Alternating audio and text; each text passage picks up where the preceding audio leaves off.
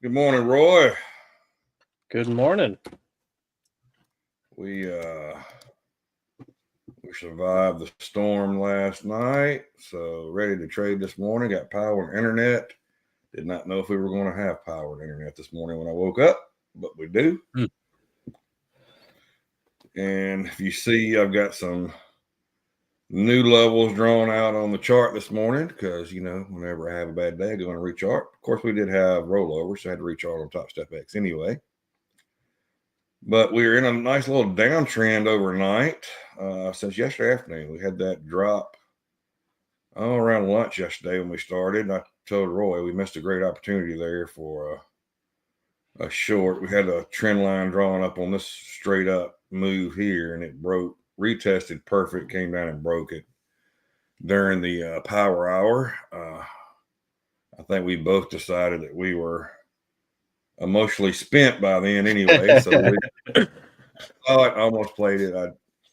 I scalped a little bit off of it to get a little bit back, and I was like, you know what, I just can't do this, and shut it down and walked away and decided to live another day. So wish I would have stayed with my short, would end the day green, but it is what it is. So your mental status is the best thing to preserve there.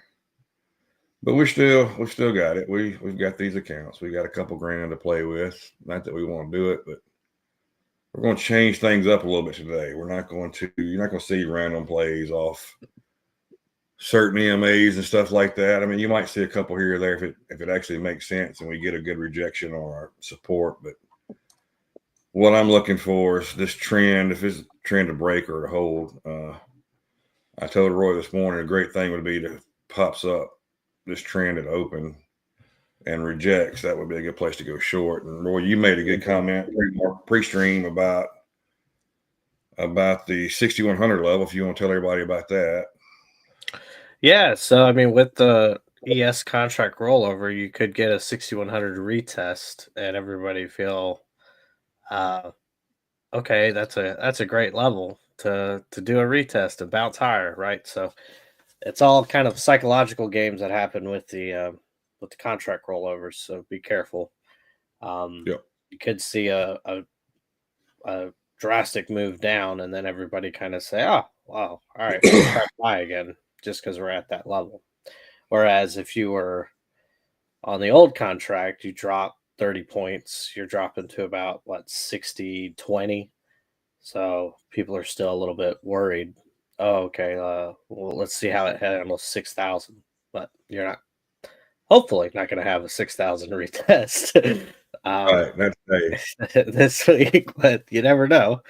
But right. yes, the psychological side of it does come into play now.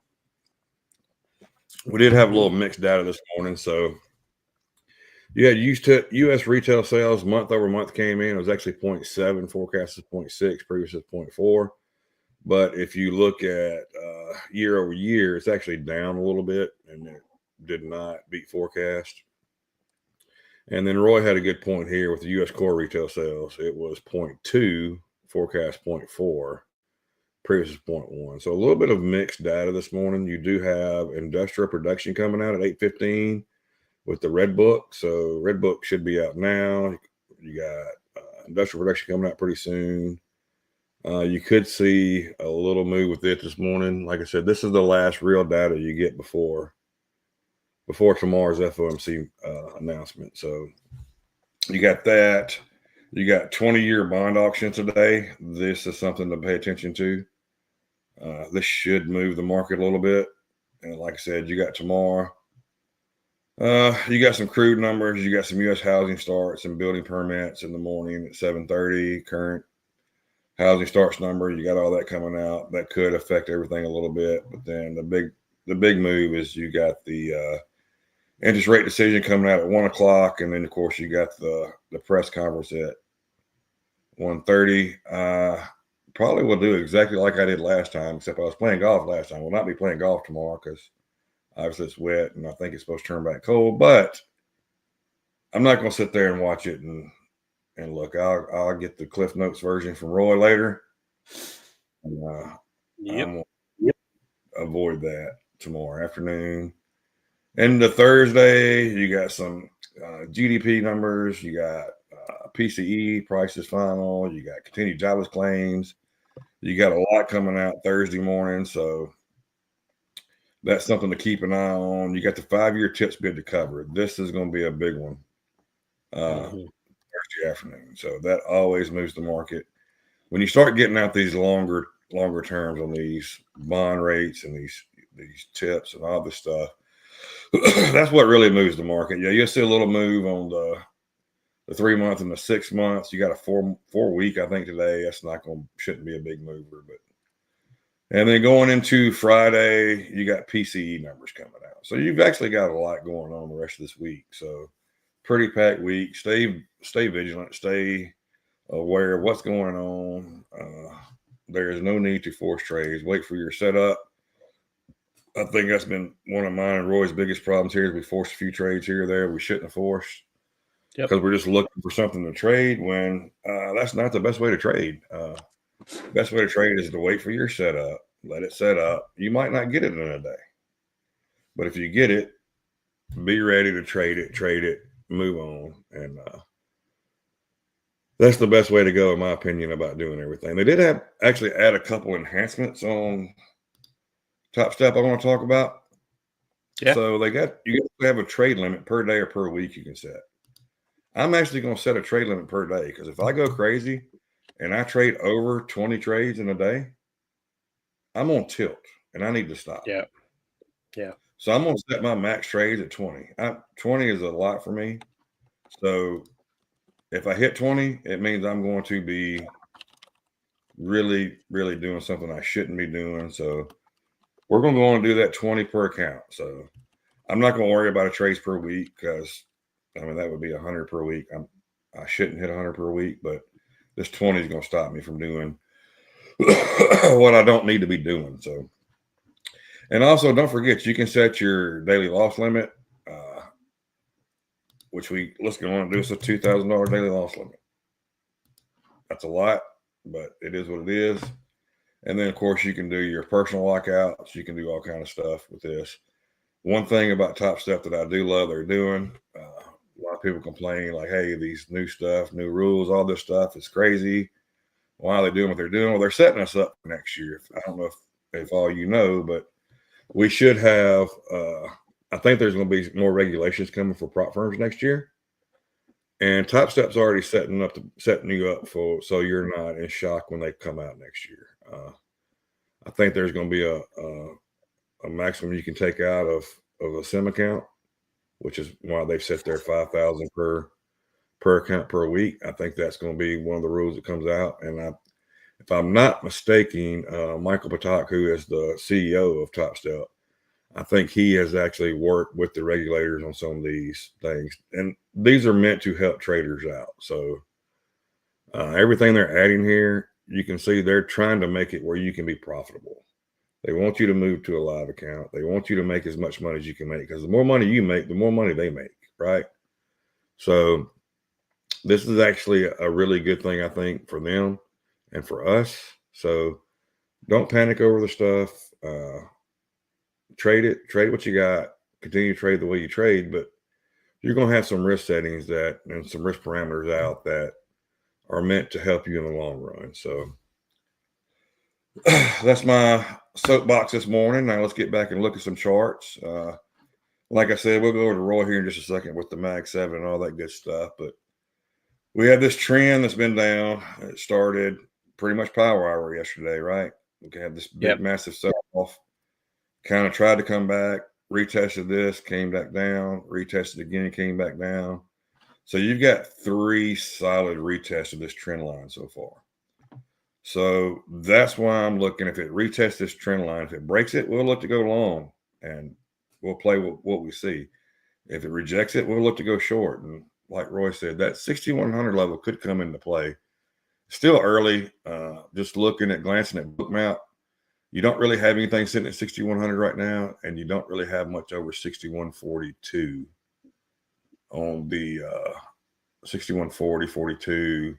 You got a little bit at 45. Then you got a big cluster Right below us, here's the cluster. All these orders are stacked to the downside. I mean, you look from 61.30 all the way down to roughly 61.24, maybe even 61.23. You got big orders all the way down. So definitely something to keep an eye on. I'm leaning towards if they do that, if you look up, you got some big orders all the way up to 61.40, and then we kind of tail off. So would not be surprised if we do get a retest up here, which would come in line with our trend line here. So that's kind of why we have it where we have it. And let's see, did this adjust? I think it's adjusted. No, it hasn't adjusted. For some reason, it's saying this is yesterday's low. This is not yesterday's low. I don't get why it's there. So we're going to draw our own line for yesterday's low, which is right there. We're going to leave. Let's change it to that green. So we know that's yesterday's low now. We could actually, one thing you can do is you can go in here and you can put text on it. So this was Monday's low. Now, when you have it there, there's Monday's low right there. Let's change that color of that. Make it green. Make it match. I like everything to match. I'm OCD like that. So now you got Monday's close. You got Monday's high. We're kind of right in between it, right in the middle of it. Yep. So kind of no man's land, really, if you think about it. And then you got Monday's low down here. So kind of levels you'll be watching. This would be if it comes up and it rejects that, that would actually be a really good spot. And if you look down, you got orders right above this. So it makes sense why this low, this 1450 low down here, it makes sense why that low is there. So Roy, if you want to go through your Mag 7 stuff. Yes, sir. So looking at ES, one more level to kind of mention, your 5-day moving average, 60.84. That was for you, buddy. NASDAQ is up 1% here in pre-market. So tech has been the strong sector. ES is getting dragged down by a few other sectors, but NASDAQ is not up 1%. This is the contract roll again. That one got me. So ignore all these percentages on TradingView for futures because you had the contract roll happen on TradingView yesterday. With that said, I believe NASDAQ is actually red. So let me go back to the thing. Me and Monty had mentioned this morning, VIX gapping up. You see the VIX close is pretty strong. So to have that strong of a close and then a gap up just kind of goes to show you what the market is thinking at the moment. And we've had continuation up. So we did have a rejection at 1520. Reminder, we were at 1399 yesterday.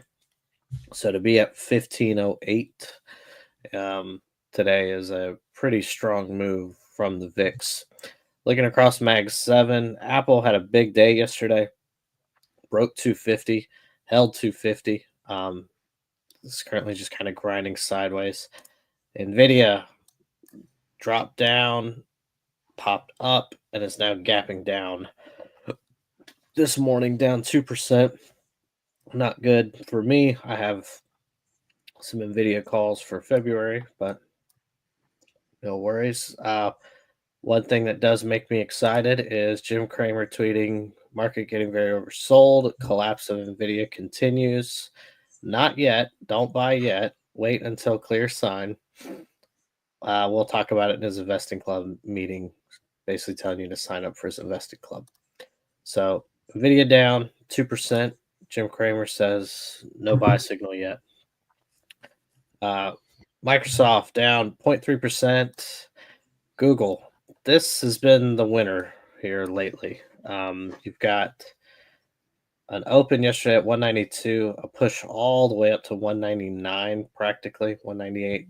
But 199 was the high, and then just kind of grinding sideways here at 197. So, hey Roy, I'm not trying to interrupt you. We do have some news came out. So the industrial production over month came out at negative 0.1. Forecast is 0.3. Previous was negative 0.3. So It beat previous, but did not beat forecast. And then the manufacturing output month over month is 0.2. Forecast is 0.5. Previous is 0.5. U.S. capacity utilization actual 76.8. Forecast 77.3. Previous was 77.1. And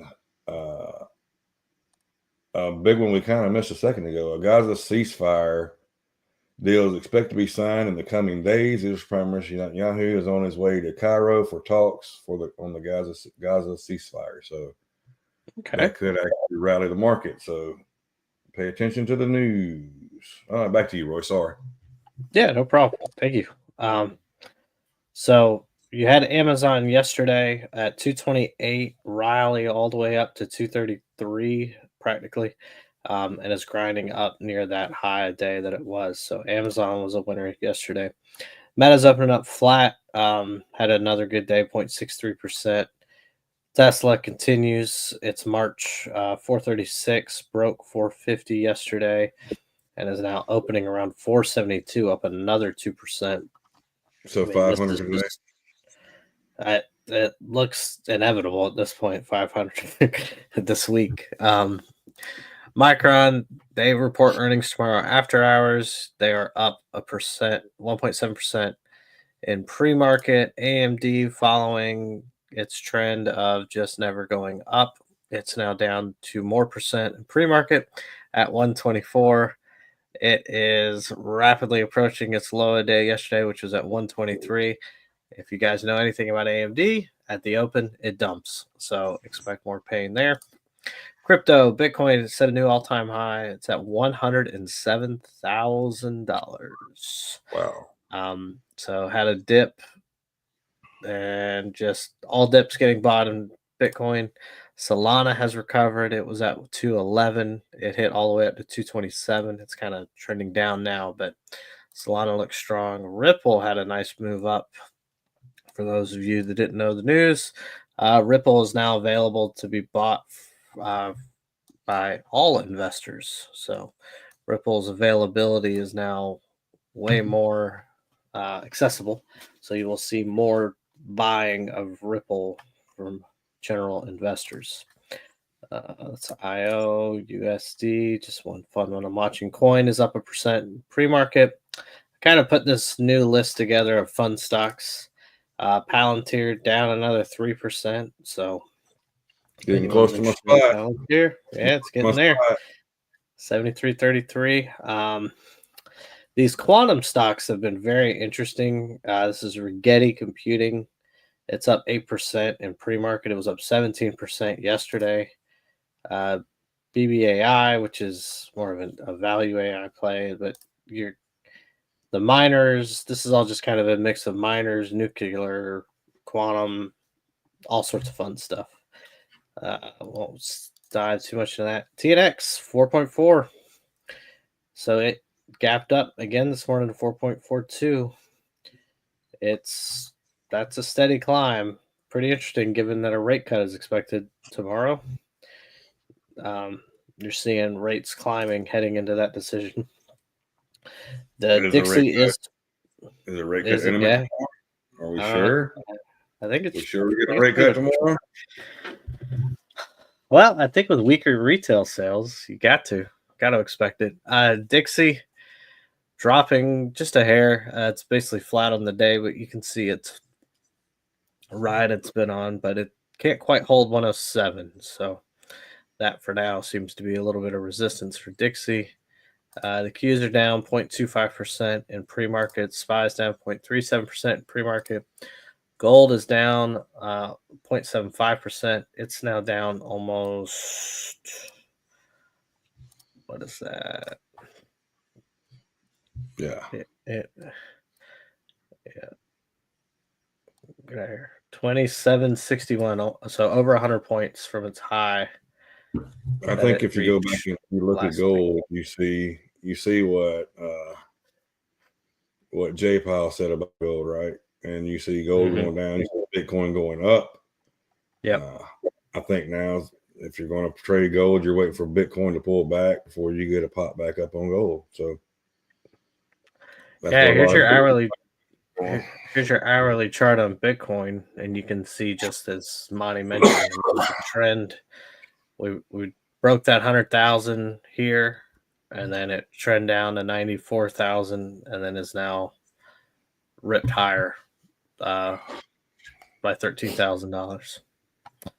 So those that could afford one Bitcoin in the 96 area got a pretty good deal now. $11,000. I saw that one of the banks came out yesterday and said gold minimum. I mean, Bitcoin minimum was 500,000. Yeah, I mean the limited supply. I say that in quotes because It's a trillion, right? 1 point something trillion. no, the supply of Bitcoin is 21 million. I thought it was like no, the potential most it could be was 1.1 trillion. Did I not see that somewhere yesterday or the day before yesterday? Maybe value, but the total number of Bitcoins is 21 million. The maximum it'll be. I am not a big expert, so No, you're good. The circulating supply right now, I think, is like I don't know, like 16 million, maybe less, 14 million. I don't know. So they don't even have all the Bitcoins minted because those are the what gets mined, and then the halvening they have it. But the thing about Bitcoin being limited, it kind of is it's true, kind of, right? So with gold, there's a block of gold, and then you can only take away so much gold from that block of gold. With Bitcoin, you can actually go fractionally as far down the decimal as you want. So is it really limited? I don't know, right? So obviously, as the fractional goes bigger, the people that have the earlier supply, their value goes up. But there will never be an inability to get Bitcoin, in my opinion. So it's like there'd never be an inability to get gold. right, true. But to me, it's this whole like there's 21 million and then it's it. Is technically true, but it's also like you can buy 0.001 of a Bitcoin. You can send that little bit of a Bitcoin. Anyway, we won't get into all that. Fees and all that obviously come into play as well, but still bullish on crypto as a whole. As some of you guys know that's followed me in Discord, I tend to trade coin a lot. So coin's been very good to me. Bitcoin hitting all-time highs. Coin. Or day before yesterday? No, I didn't. No, what do you say? He came out and said, "Well, I'm seeing more FUD about coin, which tells me it's time to buy more." He's spot on coin. Now to say it just because of FUD is interesting, but the reality is talking bad about it's when we usually get a pop on it. You know how that works. Oh yeah. Go the opposite of what retail traders are talking about. Here's the beautiful thing of coin, right? So coin hit its all-time high in its first week of IPO. 428. I mean, this is a weekly chart. Did its cup, did its handle, and now it's on its breakout. So it's now approaching 368 was kind of that oh no level. We got the 350 range last week and a couple weeks before, and it rejected. So you could see some chop here and then maybe a move up. But with Bitcoin moving the way it is and when crypto is getting accepted the way it is, you want to be in the blue chip name. And coin, by all accounts, is the blue chip name when it comes to exchanges. That is the place where people trust and buy their crypto, and also handles all the ETFs. One more news thing. It did come out later, but U.S. industrial production year over year, negative 0.9 forecast, no forecast, but previous is negative 0.29. So industrial production year over year is taking a hit. So you might be on to your I mean, I think we're having a rate cut tomorrow anyway, but definitely with the, I think you called it, with the retail sales numbers being what they are and the production being where it is, you're going to have to do something to. We're getting into the point. We're getting dangerously close to stagflation, and then of course we know it comes after that. So Yeah, and some would argue we're already in stagflation. yeah, So very well could be, yes. that's and if Powell says two different things, right? If the economy is so strong, then why do we need a rate cut? If the economy is showing weakness, that's why you would do a rate cut. I know he's still trying to do a soft landing. To be honest, it's hard to argue that he didn't do a soft landing already. Inflation, A little bit, but yeah. a little bit more to go, but inflation's nearing 2%. Markets at all-time highs. Was there much pain during this rate hike cycle? Not really, right? Well, one thing to pay Yeah. attention to, you're probably never going to. I won't say never. The odds of us seeing 0% interest rates again is slim to none. It's very minute. They are talking. I was reading an article this morning where they are wanting to stop around 3.5 to 4%. So everything you've known in the past with rate cuts, with rates, with your mortgage rates, with your loan rates, if we stay at 3.5 to 4%, you're not going to see the rates you've seen in the past on all these other loans that you're taking out. Your 2% house loans or mortgage loans are probably never to be seen again. So, Yeah. Dirty Harry, I don't know if you're in a group. You know more about mortgage rates than a lot of us do. I don't see a huge pullback on mortgage rates happening anytime soon, and probably in our near future at all. So that causes a little more pain. So inflation is going to stay. I don't know if we can get it back to 2%. To be honest with you, 2% is tough. You see, where we're at now. We are struggling to bring it down anymore. And actually, we're kind of ticking back up a slight little bit. So. Mm-hmm. I don't know how these 2 to 3% rates were once in a couple generation opportunity. Absolutely. If you look back, I was reading a thing that was talking about. So in the 70s, when Carter came in and we had the disaster and they raised rates and they did all this, but before that, you were looking at interest rates on houses that were 12 to 15%. Yeah. And that's when interest rates were good everywhere. Of course, now houses cost a lot less then, so you could do the 12 to 15%. But I think 6%. Dirty Harry speaking here. I see what Dirty Harry says. I think it will be a couple years before we see 3 to 4s again. I wouldn't argue with that. And I don't know if we'll see 3s, to be honest with you. I just think that time, like Howie said, that was a generational deal, and our generation's already seen it. So do we see it again? I don't think so. Now things could change, and everything could change and make things different, but. You would need an economic collapse to get interest rates falling again. Because again, they cut rates when something bad happens. So you would need something to really break and something bad to really happen to allow the. I'm still looking for a housing. I don't know if I'd call it a housing crash like we saw in 2008, but I'm looking for something to happen in the housing market to kind of bring us back in line of where we need to be, because I don't know if anybody's looked at housing costs lately. It is just stupid. Most people can't afford a house. It costs so damn much now. So, and we're open out here too. So, okay, yeah, look at that. We're tanking down. Talked our way to open. Yeah, we did. If you look at my chart, you can actually drew a little channel here. So we're going to watch this channel we're in.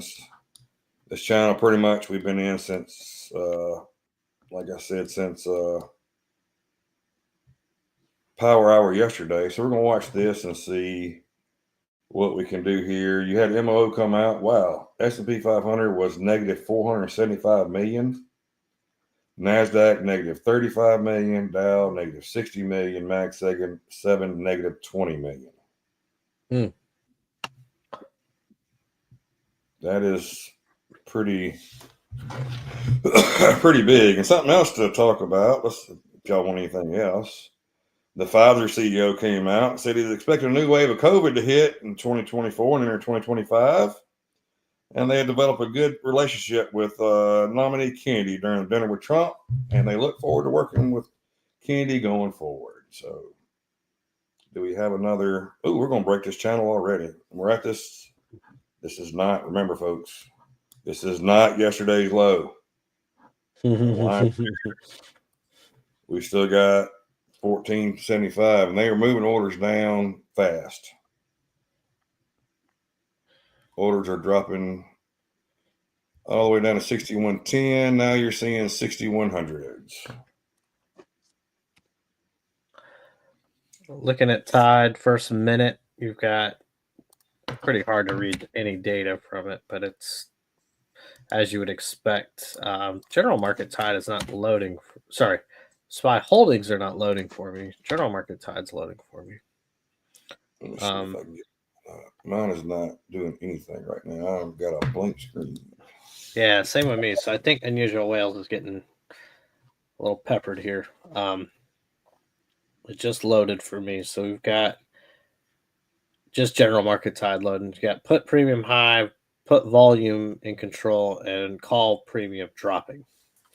So somewhat bearish signals throughout. But so you see what we did. We got to that bottom. Well, we got to that bottom close, and look what happened. Bottom of the channel. And buyers stepped in right there for now. It's crazy. So if you look at SPY, you got volume green, you got call premiums green. You look at holdings, it's the exact opposite. Yeah. And we did get a big bounce off this fake level down here that I don't know what that fake level is, but that fake level held. They're just helping you out, buddy. I mean, they don't need to explain it to you. They're just look. Howie knows if you draw a level, you're gonna struggle with that level.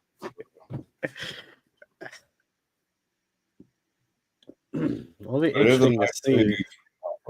Let's see if overall Tide is open for me. Overall Tide open up. Ooh, huge drop in call premiums with volume going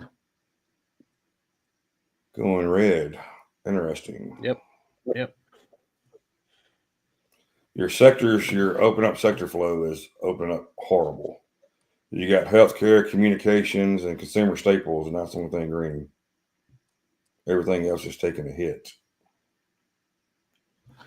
So we missed it right here. Came back and tested. This was at open. I'm going to watch this level here to see if we can break this level or if we reject this level.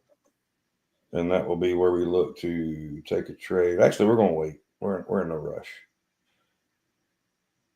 We're in no rush. Yeah, I mean, it's fine. It's footing here. You look at overall market Tide, though, my gosh. It is ugly. It is starting ugly. Yeah, you got premium now above the zero line. You got the premium volume or the put volume in control. Call premium off a cliff. Again, this is negative. This is the zero lines at the top. So on holdings, you got put premium. You got put premium slight drop, but you've got the volume in control. So again, just keeping an eye on everything. Yeah, the interesting one is still, if you look at SPY. Yeah, so if we flip over to SPY, you've got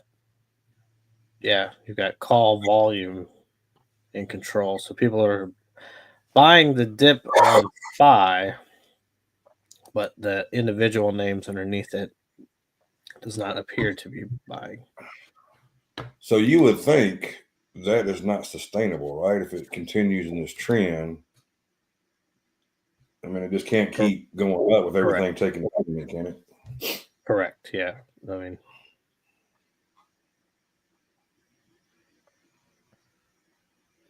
Man, if you look, it came down, tested that daggone that fake level, and then tested the bottom of that channel, and bounced right back up. yeah. Me and Roy was talking yesterday, and well, actually, we were talking this morning about it too. If you look at there's a where was that chart at, Roy, where we could see all Oh, the seasonality. yeah, the market seasonality, and there it is. And Roy made a comment, and I thought this was pretty strong. Roy was, anybody doesn't know, Roy was a perma bear. Oh yeah. And he was talking. I mean, just explain what you was talking about with it while we're waiting here for something to happen. Yeah. So this chart actually is one of the ones that made me think like I'm an idiot for being a perma bear, because though, let's look at the Qs, for example. It's the most crazy one, but you have all this green, 2%, 2%, 1.7, 0.2, almost 4% there, 0.3, and then you get one red month, 1% red. And you're like, see, I'm a genius. It went down. The market went down. Well, 11 months, the market went up. So it's just like you're fighting something that is clearly saying we're geared to go up, except for little blips in time where we go down. So just stop trying to fight it. And look, I mean, if you look at that chart or this table, how can you possibly say it's a bearish anything, really? I mean, even though you get a 1% move down in a month, you've gotten multiple 1.5 plus moves up. So yeah, that was kind of my thinking. But keep an eye on this thing. If you ever have a bias, here you go. So Yeah, you're, I mean, there's a lot of green. Look at the green closes. I mean, it's just littered. we're back here testing the bottom. We tested the bottom of this channel on this level again, and kind of bounced off of it again. So it's kind of where we're at. See if we can break it down. Break it down. You got to look to take a short, in my opinion. But you got some small data, home builder confidence at the top of the hour. That Gaza stuff's playing in the back of my head, though. That ceasefire. yeah, I probably shouldn't have told you that, to be honest with you, because you'll focus on that. And, Spy, you do have your put premium is rallying hard. Volume has actually gone negative. Yeah. And call premium's coming back some. So we're in an interesting spot here on the SPY. If you look at holdings, go back to holdings. Call premiums actually popping on holdings. Put premiums coming down a little, but put volume is still cranking down. So, yep. General market showing the same as holdings. So, yeah, be cautious. This is the one though. Nvidia. I mean, Nvidia, it did dump at the open. Got down to 127 for those that are interested in Nvidia. Getting in a pretty good spot. AMD tried to rally for you for a second and dumped off there. So dumped off. Yeah, it's AMD. it tried. It gave it a good effort. I did close my Micron, so I'm going to move it out to swing. So I'm currently only holding Nvidia and AMD. I just entered Nvidia yesterday, so I'm not worried about that one. Yeah, you had a gap up. It open. Yeah, if Nvidia rallies up here, can get back to the 130 range, you'd be pretty cautious with ES on any short. But keeping with the channel, right? Monty's channel here is super important. If we don't break out one way or the other, it's going to just keep trending down. Yep. So now these channels, that range is. But I was gonna say that range is pretty wide in the channel too, so you got to be careful. It can stop you out. The range is the range. The range is the range. I know. I'm just saying. It's a wide range. So if you're playing the bumper car game with the channel, you can get some good points. Man, this thing, it just feels weak at open, and feels like a drop is coming. And what you could see today, you got a couple different things that could play out. So, did your shorts cover yesterday with that rally up before we got to take drop off? Did your profit takers take profit yesterday on that drop off? And then did shorts reload? I mean, we've got a lot going on right here. It's not wanting to break down below this magical line that I still don't know what it is. That magical line is holding up. So as long as that magical line holds up, we're not going to trade anything off of it. I don't really feel like taking a long off of it because I think you're gambling at this point with the trend being down. What's the one thing that we've said over and over again? Don't fight the trend. Yeah. You this candle stuff. Go ahead. Now, I was going to say, this candle, I was just about to point out, you've had these first three candles of the day have had kind of higher lows, but this candle could break the previous candle's low with a candle by candle short setup in a downtrend channel. So, potential, exactly, potential opportunity here if the candle cooperates. Still have 2.5 minutes on the candle. Yeah, you're not supposed to do this. I'm gonna go on and say it though. I'm leaning bearish today, just because I think we get a decent trend day today. Yeah. So far, the trend is down. So if we get what I think would be a decent trend day, then we trend down all day. And if you look, your puts premium and SPY is just ripping up now, and your call premiums are coming down. Your volume is still slightly favoring the calls, but looks like this is either a buy the dip if you see that call volume come back in, or they just give up and let it run down for a while, then look for a better opportunity to enter. If I want to go long, I'm hoping they push this thing way down personally, but Yeah, you want the pain over with. Yeah. Google 199. Magical level. This magical level is holding. I don't get it. Google ripping 199.50. It hit this morning.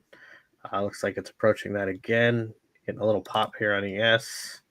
That's why we wait for candle to close. Yep.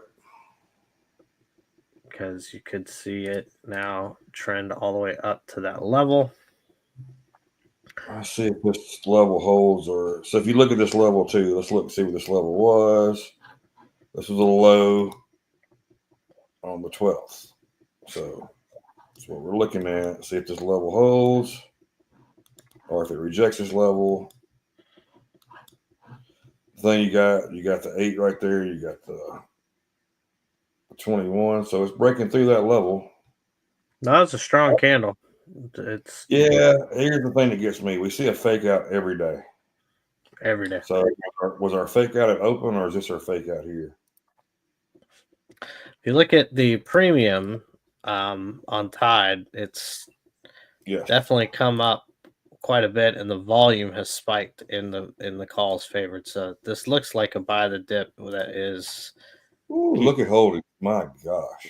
Yeah, there was quite a move here. So now you're looking at, can it break VWAP?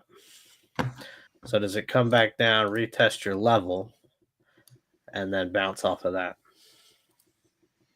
Still, in order for me to go long, I've got to break out of this channel here, this downtrend I had, bro. What you would like to see if we're going to go up today, you would like to see it break, come back, retest, and pop up. So let everybody know what I'm looking for.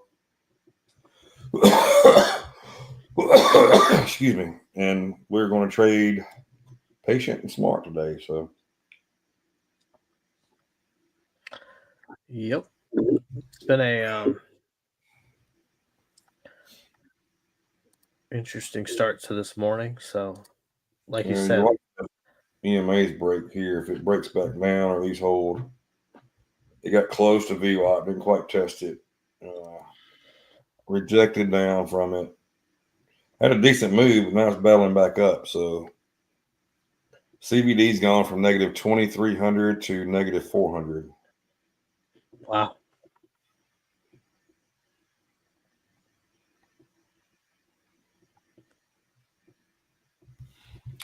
But this is why we are patient, while we wait. There's no. All right.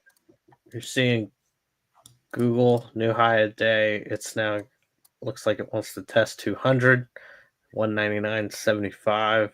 Very, very strong move on Google. Yep. Nvidia had a pop up and then got kind of pushed back down. So got 129.60 and then got rejected back down to another dollar drop. Tesla doing Tesla things, down, up, down, up, down, up. But again, holding its 2% gain overnight, which is impressive. Looks like ES is coming back a little bit here. And how's it looking on your level? Looks like it's right at it and bounce back up. Yep, and it looks like it liked that 8 and bounced right off of that. Yeah. Let's see. We're still waiting. Patience.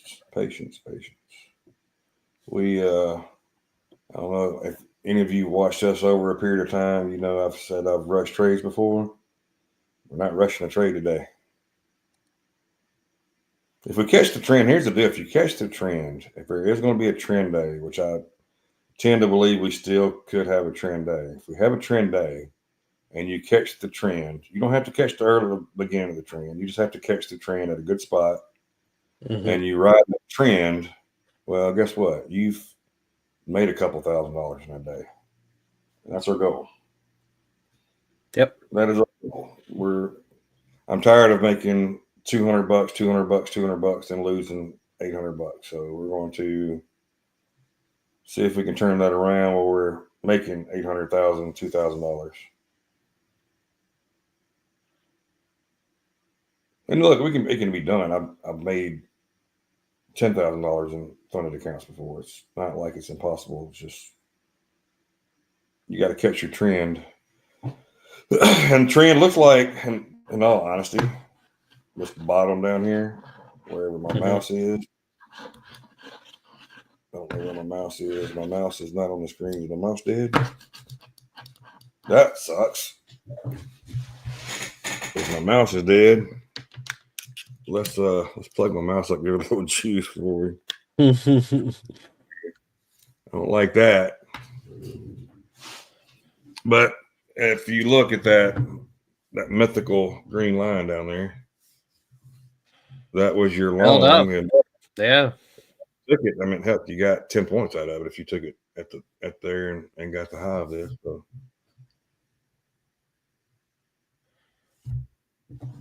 Still, we're watching, we're waiting, we're learning. Let's see if any other news come out. I can't use my. Here's your general market time. You've got call volume took over, call premium rocketed up. On holdings, you've got call volume about to take over. It's basically flat right now. But what's more important is that put volume evaporated. So though we came in leaning bearish, we're looking at the data and adjusting as it comes in. Yeah, nice little move up. It is battling VWAP here, so you'd want to see it break. Google has broken 200 now. It's at 201. Golly, 280, 292, 298. Every time I update it, it moves up. Nvidia battling 129 right now. It looks like it broke it, and then again, kind of came right back down.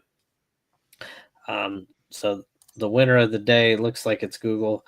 Microsoft 451.50 is you hold on. Up, flat. You got another winner of the day in that Mag 7 over there. Old Tesla's up 475, 2.6%.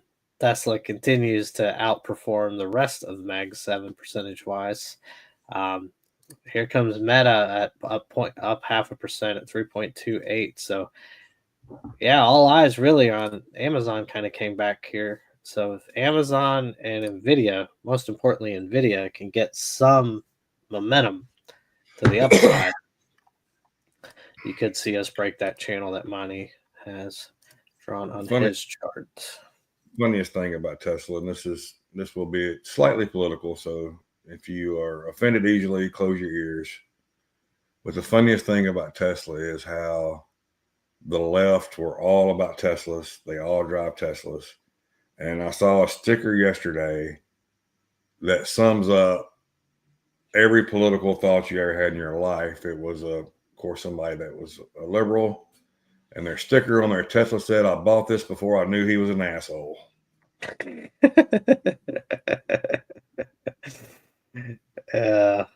I mean, if you're buying an EV, you don't have many options, to be honest with you. Not luxury options. Not luxury options, yeah. Not well, even just nice options. Yeah.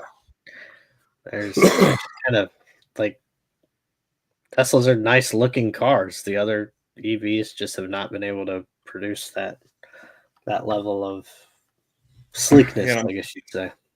I'm seeing that stupid Ford Lightning truck everywhere now, and I cannot stand that truck.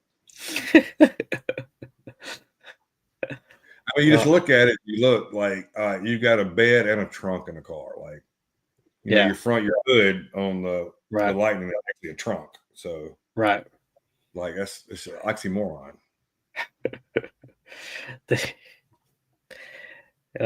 You get one, you can use your Jeep to charge it. You don't have to worry about me getting one. Unless I'm actually, hey, you have to buy this, and you can buy it for $1. I'll buy it. But until they mandate it. Yeah. In fact, Google continues to run 201. Why did I sell my runner?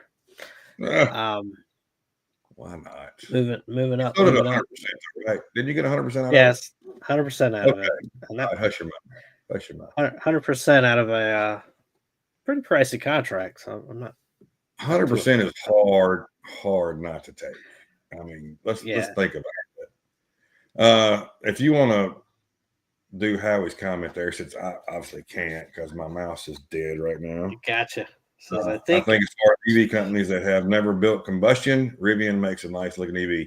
I agree with you. Rivian makes a very good looking car. And you see a lot of them in the upper Northeast. If you follow anybody on Twitter, you'll see a lot of times they show it on, like in New York and Connecticut and up in that area. You'll see them on the road, but you don't see them. Actually, take that back. I saw one in Oxford the other day, and I was like, wow. And that's the first one I've seen, and it was like, that's actually a very good looking vehicle. Very good looking vehicle. Yeah, they're pricey, but they are nice. They are. I'm on Scout that will be built by Volkswagen. Maybe the hybrid. Oh, they're going to build a Scout. They can't build a Scout. It can't live up to the Scout, the old International Scout. That's a Scout. My uncle had a few of those, and those things were, I would say they're indestructible, but we actually broke down in a mud hole once, so they're not that indestructible. But you could beat the crap out of anything. Premium did do a jump while you guys were chatting about that, and you got your volume kind of followed suit on general market. On holdings, though, you did see a similar jump in premium. It's kind of the volume is not as prominent on holdings. SPY, though, you're seeing people buying the ETF as the call volume is rising. So we're just keeping an eye on this. And there's your break of VWAP. There's your move up. So now it is approaching the top of the channel. Oh, look at Howie. Howie said he had one, so I'm assuming you had one of the old school Scouts. Those things were awesome. Now, if you find them, you can find a roller, but it's hard to find. Like if you find one that's in decent shape put together, you're paying way too much for it. Hey Roy, while I let this thing charge for a minute and I'm Yeah. sitting here driving myself crazy, before I like log Yep. into mobile or something, I'm gonna get up, walk around for a second, come right back. 76 Scout 276 pay $1,200. Perfect, Howie. That's the one. That's the Scout that if I hear Scout, that's what I picture. That exact one right there. I know Roy's over here like I have no clue what y'all are talking about. I'm about to Google Scout. For all of our old school stuff. But I'll be right back. Give me a second, and I'll be right back. And we're gonna make some money, guys. So give me a second. little pop up here. It's holding VWAP, so that's nice. All right, let's see. Get back on my screen. So you've had this VWAP break, come back, retest on this candle, and a push higher. So a strong move here. As we approach the bottom channel, let me just draw the top of the channel that Monty drew. I don't want the full channel. I'll just take this. So as you can see, we still got a little ways to the top of this trend line. It's about 61.37-ish, 38-ish. It's about 4 more points away. But again, you are above VWAP now. You are trending up. You have strength in some of the Mag 7. NVIDIA, unfortunately, is not participating. It is down 3% again, approaching its low a day. So maybe the move can't be sustained. You've got Google coming back a little bit, but it is over 200. Amazon is at the low of the day, but does have a green candle. So is it bottoming out? Meta chopping around. Really not much on Meta. Golly, Tesla up almost 4%, 481. Wow, what a candle. That speaks for itself, honestly. So as you see the push, you see Apple holding above 250, now at 252. So let's take a look at the VIX. So the VIX did have a little bit of a gap or a move down here. It is holding this blue ribbon so far on this uptrend. So we do want to take a look at how the VIX can hold. But yeah, as ES is continually wicking off of VWAP, you want to see it hold VWAP and then drive higher to this top of this channel. But yeah, this is the story right now, I believe, is Tesla. I mean, it's now all eyes on can it break 500 as it's just now continuing to set new day highs.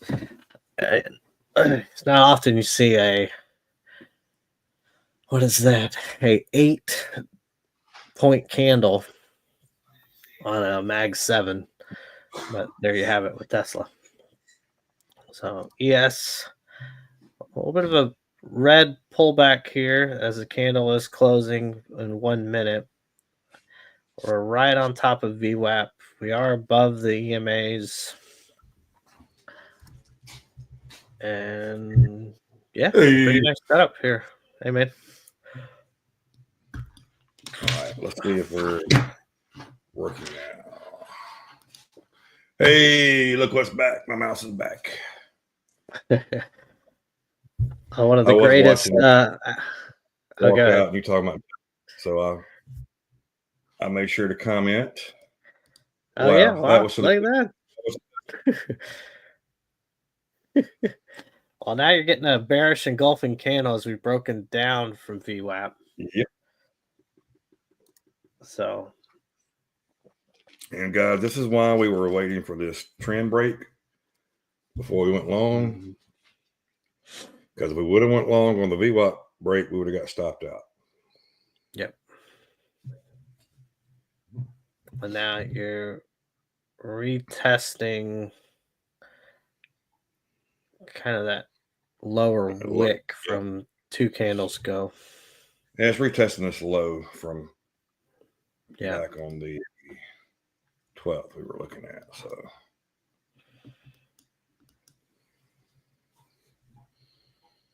let's see what happens. You got put premium on SPY just shooting up. Your call volume is still in control, but look at holdings on the holdings put volume is interesting. Oh man, yeah. And you got that call premium dropping pretty hard there. So that break of Was that- VWAP back down was your play, looks like. Yeah, was that your pump fake? We always get it. Was We'll see that if we your can pump actually fake? follow through. These wicks down here just is what concerns me on taking a short. I don't Yeah. like these wicks. Every since open, every candle but one is wicked up. So, but you did call it. We did get a bearish engulfing, which would have been a good candle by candle, but we never really got a retest back up high enough, I think, in order to take the play. But my gosh, I mean, you could have just took it at opening up this candle and made a little money on it. But didn't we say we're not about just making a little money, right? We want to make a lot of money. Right. Yeah, I mean that's a pretty big reversal from just the premium standpoint. You were in control with calls, and then wham. Well, let's see what we do with this mythical level down here. And look, I keep calling it a mythical level. It is actually right above a zone that I have, so it's not really that mythical, but I am wondering why Top Step has it there because it's not low a day. And part of their stuff is supposed to be low a day, so I'm confused on that one. But we're going to give them the benefit of the doubt with contract roll and all that. Yeah, it had to be something like that. I mean, this contract roll does make things very interesting. So the interesting part here, though, is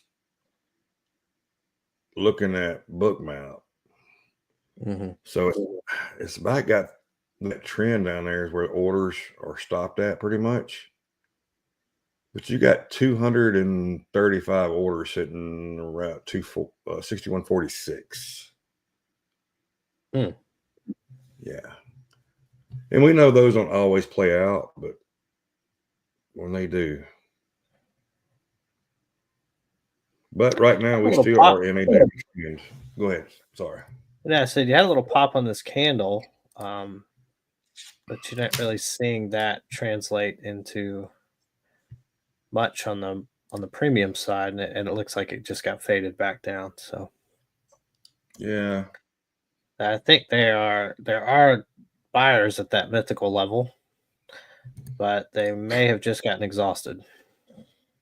Well, we gotta break that down. But if we break that down, like I said, I wanted it to go. So you had this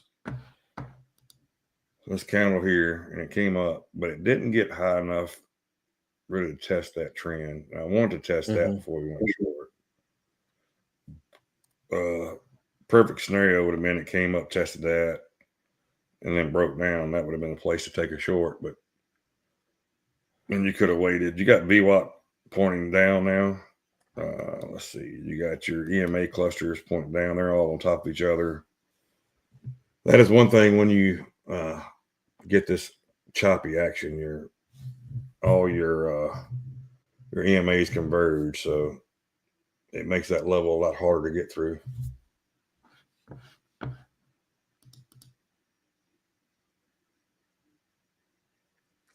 Wow, I shared it in our private chat. You see, they got to wake up. There's a new Will Levis pick just dropped, and he's like, "Oh, weird on the side over." There's been more just from Will Levis this year than I think any quarterback ever.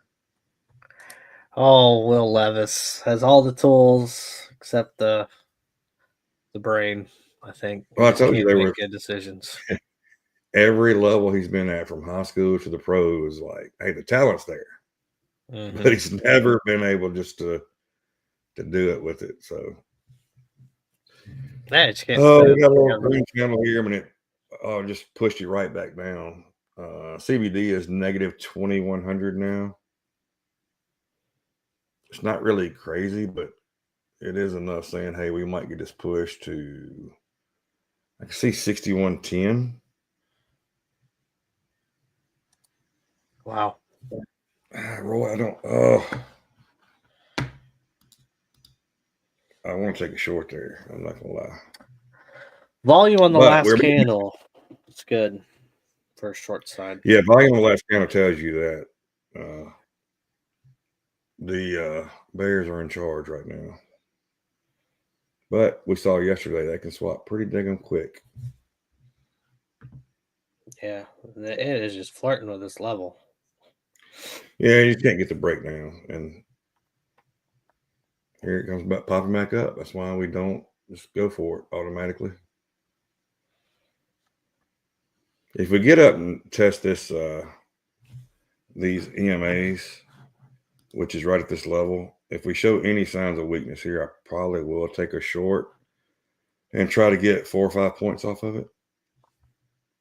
But we've got to show some kind of weakness. We can't just power through it. And I'm not just setting an order there. But if it does see any kind of rejection at all, I will hop in it. But it's got to get up there. It hadn't quite got up there yet, so we're not going to rush it. Your put premium on SPY is actually coming down while your call premium is going up, which you're seeing the move up. Let's look at holdings. Holdings is about the same, but your put volume is still in control, even though it's trending up a slight bit. Let's look at overall market tide. Market tide showing the same thing. You got your call premium popping up some, your put premium coming down, but your put volume is still in control. So it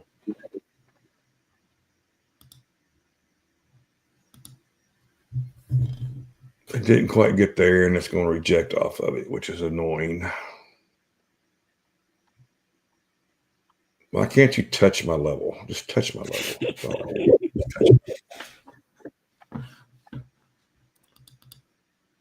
And this is where it doesn't always pay to be patient.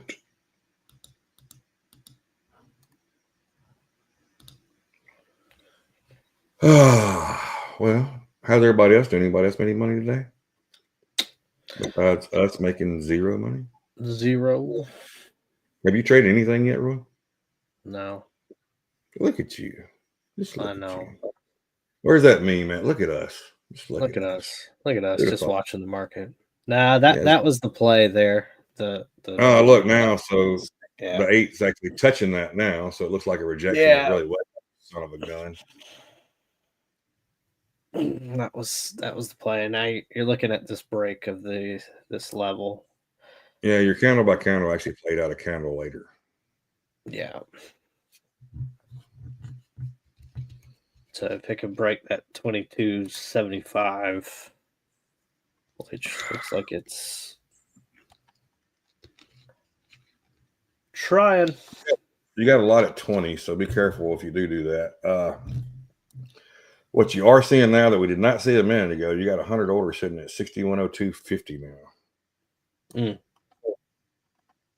They were not there a minute ago. You got 484 orders sitting at 6127. They're moving those down. If you look at up here, you got this level right here. They moved some down. They're popping back up. So you are seeing some spoof orders in here, it looks like, today. You know how I feel about spoof orders. Not a fan.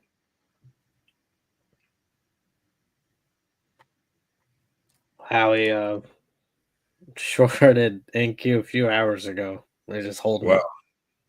What a guy. What a guy. Lord have mercy, Howie. Yeah. You might be able to buy you a new scalp, Howie. And if I'm guessing, Howie shorted. I see. I saw where he shorted. I looked at it. I saw where he shorted. That's why I said he's good at buying a scalp. These are ugly candles, and we're testing that low. You could get your break here. That was a new candle. So now the bottom Bollinger is at 61.24.75. Here's what you got to watch. So if you get this break, right? So we're sitting there saying, hey, you know, we missed the move, blah, blah, blah. I said I lose on trades too. Yeah, we all do. We've seen that. You've been pretty spot on here lately, though, Hal. I give you credit on that. So if we break this mythical level here, you've got about an 8-point move down. This is why I say you don't have to rush the trade. So Yeah. even though it's the opportunity up here, now you get this break, and now we're breaking below this break. Are we going to break out of the yeah, looks like we might break out of the channel here. Maybe. So what you would like to see is you'd like to see a breakdown, a retest, and then you would go short here. But we got to close this. We still got, how much time we got on this candle? I don't even see over here now. 4 minutes. 3 minutes 44 seconds. Oh, I see why, because I was covering it up. So we're not getting a clean break. So we need this break and this hold. That's your orb low is at 2150. So we should see some kind of retest of it if it does break down. Now we're looking to retest this mythical level here. That would be the play if we can get this retest, get this close down here. Like I said, we still got 3 minutes on it. If we can get a close down below it, then get a retest and a rejection, that would be a spot to go short.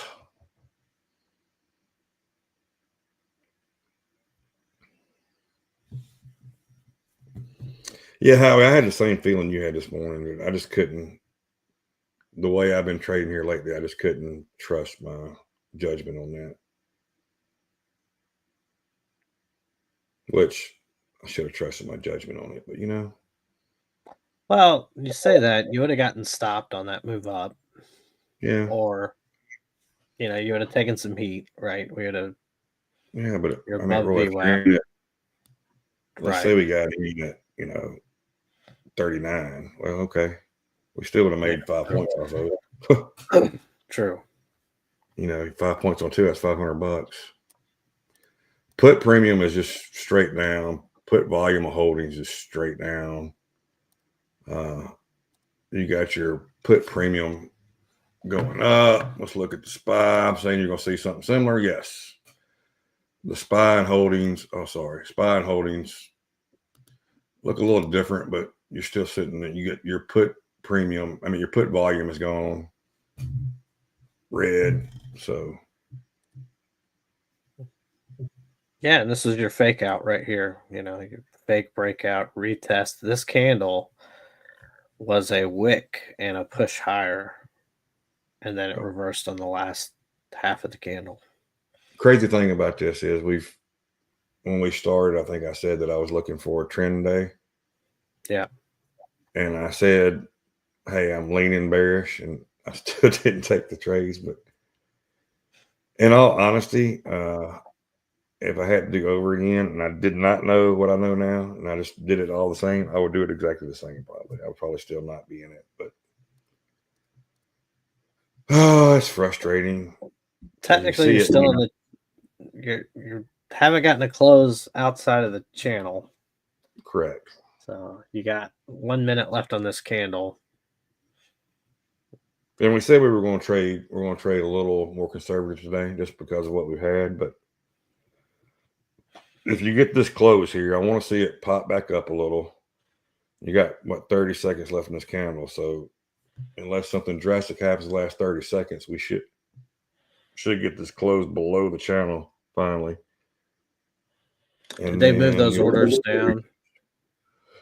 You still got, they moved some down, but you still got those at 6102.50. And then actually my chart stops now at 60.95, which I probably should adjust that some. But all right, we're getting this close here. We got 4 seconds left, so we're gonna get the close where we want to get the close at. Now let's see if we can get a green candle back up a little to get a retest and then to go short. So I want to look for around the 61.21 area. If it could move up to 61.21 would be great. Or it can just reject down now. You dirty dog, you. You dirty dog. My gosh. You look at holdings, Lord. Mm-hmm. I mean, it looks like you could almost chase. We're not going to chase. We're going to be smart.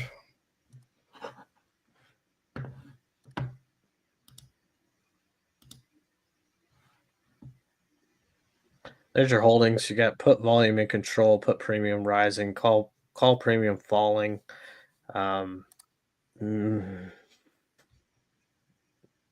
Itching. Yeah.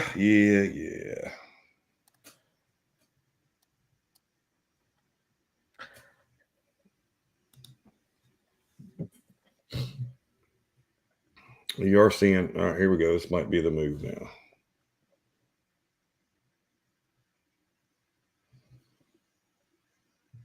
Oh, I thought it was fixing to give me that retest. Still might, but.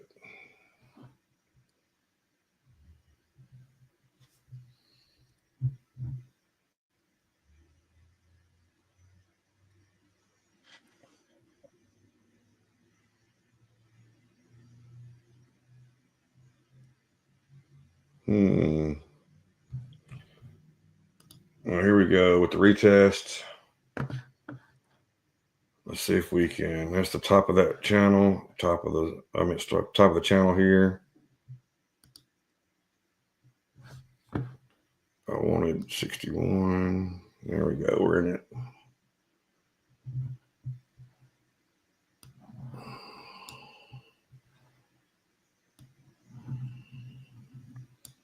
We're going to put this take profit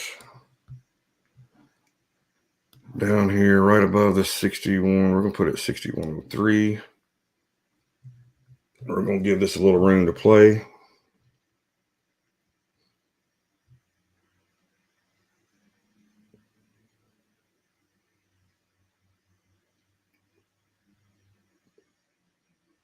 Yeah, you're seeing this move up, but you're not really seeing anything on holdings that's showing why it should be moving up. Let's look at the SPY. SPY, you are seeing, you did get a cross on the call premium above put premium, man. You are seeing the volume trend up. But we've seen this before, so I don't hate this spot we're in, to be honest with you.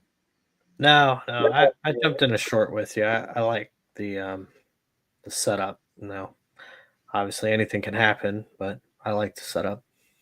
Yep, and we might give us a candle by candle upside now. That would be appropriate. We got our take profit. I mean, our stop at 61.26.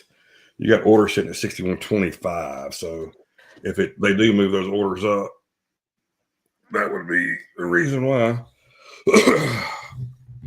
You're seeing not being able to hold that orb low temporarily, so it's going to battle it again.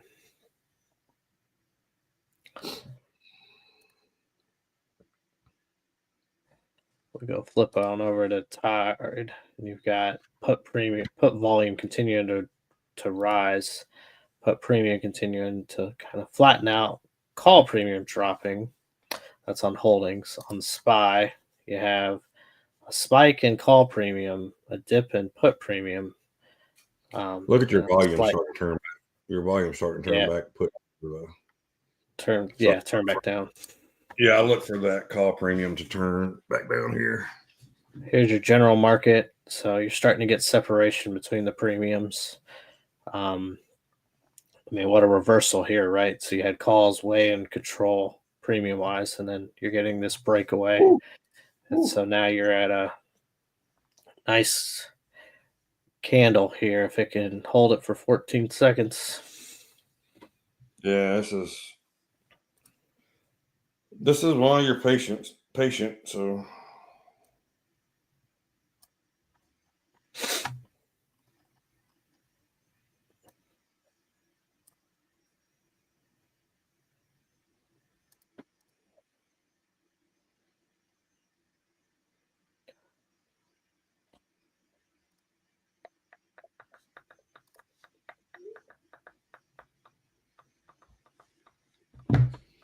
we need this break down of the low.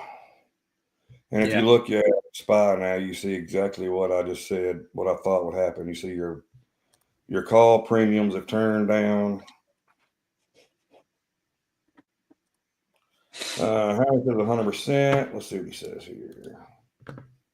100%. Shorted on double top PA right around where you pointed out.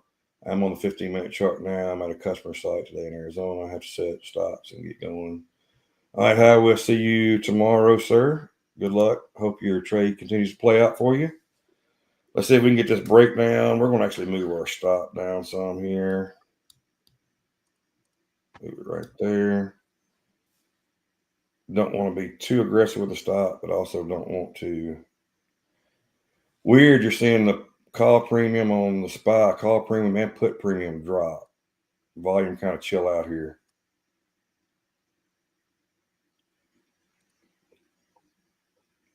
Yeah, you could see some kind of search for, we call it search for buyers, right? Yeah. Any buyers out there? Any buyers? Holdings is ugly. Holdings is disgusting, which is Yeah. a lot of the reason why I entered. Overall market tide is suggesting that there's still running down. We are getting a little pop in call premium, a little drop in put premium, a little move in overall volume. Let's go back to the SPY. I would love to see that. I don't understand why your call premium and your put premium are running together down. On SPY. Yeah. So, yeah, and then your put volume is kind of slight tick up. It's had a slight tick up, slight tick back down, so. Do we do our typical, we sit here and flag for a while? Yeah, is it the inverse of yesterday where you just flag up, and then it'll pop up and then. That's been the trend we've had for, 2 weeks now? Yeah. These flags have been playing out. And when you get the move, you get the move. And look, I'm going to tell you, we called it yesterday. We say it when we get it, we should get a good move. If it can somehow break that 61.1475, which is yesterday's low, you should get a nice move down. And it probably will be a quick move down if we get that break. So let's look and see what we got below it. So if you get that break, you could look for 6107. And then you would actually look for 6100, which we could get that test today.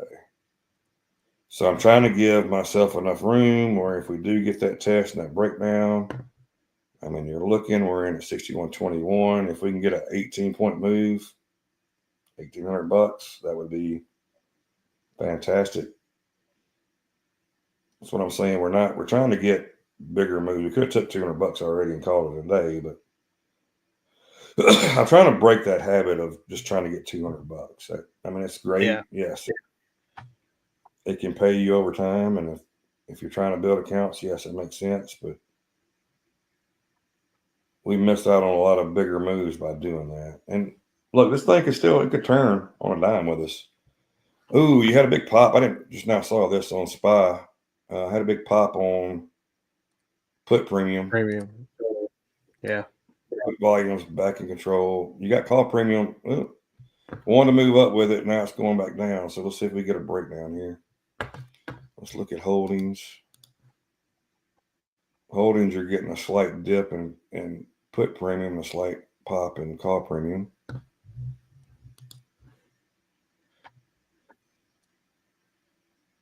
Your put premium is a high day right now, though. So if it can break up above here, we might get this move that we want to get.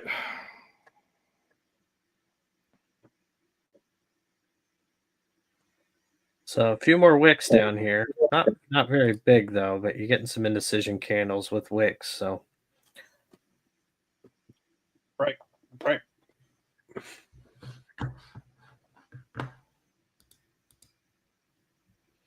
Had a gap up on VIX. VIX is at 1544. Wow. And that's not surprising with with FOMC tomorrow. You should see a pop in the VIX because you should see more hedging, right? Isn't that correct? Yeah. Yeah. Look at us. Just look at us.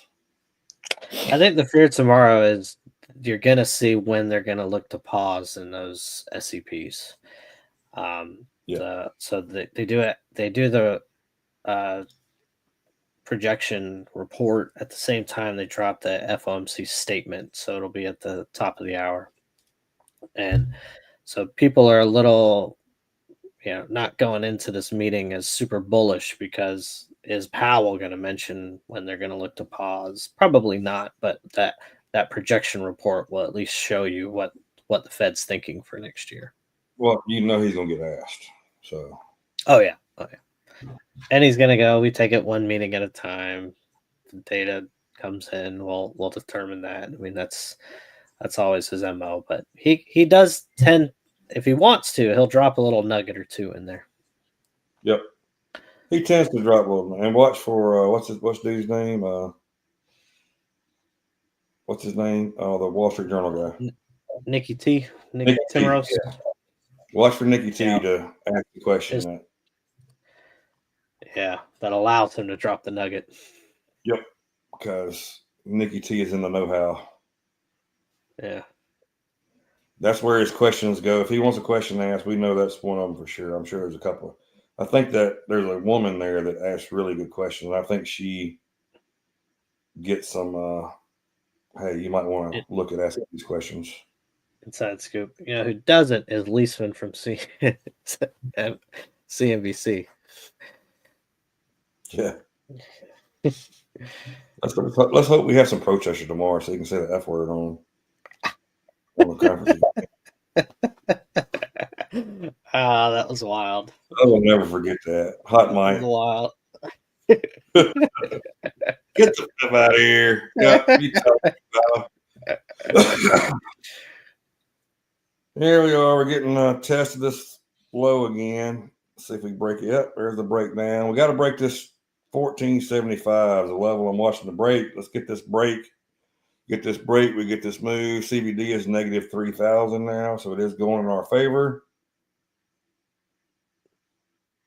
Come on, baby. Come on. Where's your take profit? Oh, and it's down there with the bad guys. Roy, way on down there. I see that. Yeah. I'm thinking, so my reason for that, I think if we get this break, we get this test, the 6,100 test, and I don't want to risk it all the way to 6,100. Mm-hmm. Now, if we just start barreling down, I'm going to move this down with it, and then we'll just trail, right? But we haven't got that move yet that I want to get. If we hit $500 profit, we will move this to break even. We're going to keep about a 500 trail is what I would like to keep on it. That gives me a good 5-point move. And then I can always decide to take a little earlier if I need to. But it just can't break this down here. Yeah, I went ahead and took it. I took 700 on a combine. There you go. Good job. So I got $800 more to max out today if I want, but $700 on a combine mentally is a good win for me. On a PA, I took it. Took it for it basically hit my stop. I was pretty aggressive on my stop for $65, but I was way up on it. Yeah, I mean, you're going to hit your stops, and that's honestly. You want to hit your stops when you're moving it down. So, yeah, you're giving it a play out. Or you miss a little bit on it, absolutely. But, it's still, now we want to see this wick down. If this wick's down, we get the move we want to get. You got some orders flashing, 61.15. You can see these orders right down here. They're moving up with it. And you got these orders flashing up here. So,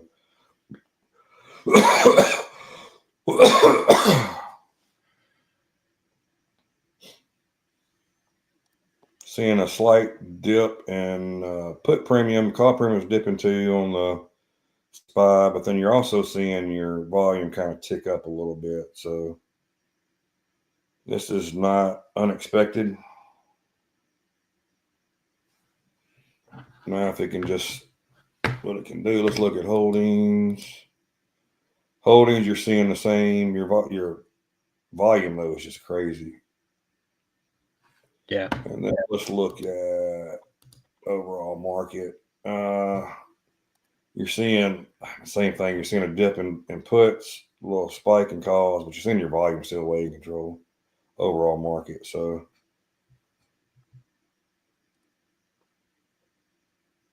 I think we just continue trend. That's why I'm not panicking on this move. I could have took it and re-entered at this high of this candle, but I'd have a worse entry than what I got now. So, and I do like this wick. See if this wick can play out here. This wick plays out and they can somehow turn this candle red. Now we got 3 minutes left on it. But if they can turn this candle red, that is a good sign. Let's check out the news and make sure we don't have anything crazy happening in the news over here. Ooh, Brazil sold 2.015 billion in US dollar spot auction. And then U.S. House Speaker Johnson, we expect a text of a stopgap today. Stopgap funding is coming together, so I guess the government is going to figure out their funding to make it till at least part of January.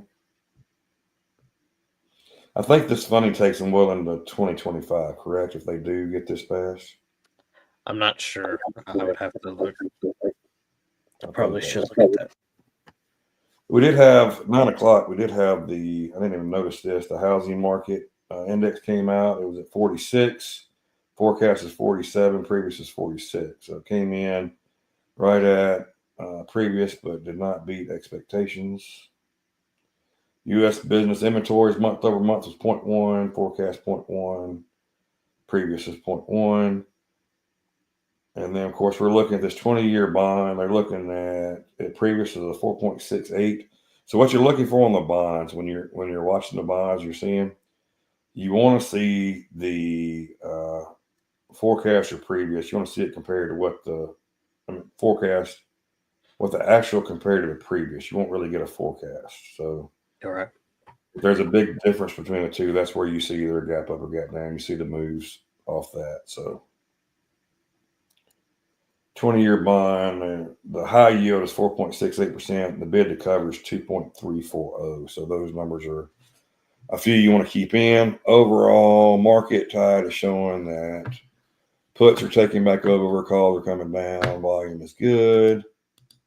Let's go to. Oh, I hit the wrong one. I did not want to over the charting.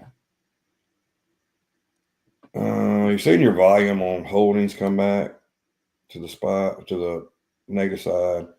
And then SPY, you're seeing your volume start to go back toward the put side, seeing a slight dip in premiums on the puts and a slight pop on the calls. That's why you're getting this candle here. This is not a bearish candle. I mean, bullish candle, sorry, excuse me. Yeah, it could be. They could turn it bullish. But we want to keep that wick. Yeah, you want to keep the wick. 30 seconds left in the candle. And you don't want it engulfing. No. You're seeing a pop in put premium here too. Nice little pop on it. So, and you're seeing volume start to move back in that direction. So we could see another move down. It's going to take a little bit now. This 1475 level. That's a level. The reason it's there. If you look at this, the bottom of this, which is 13, let's go back to where we drew it. It's the bottom of this candle here. So, and this was the 10th.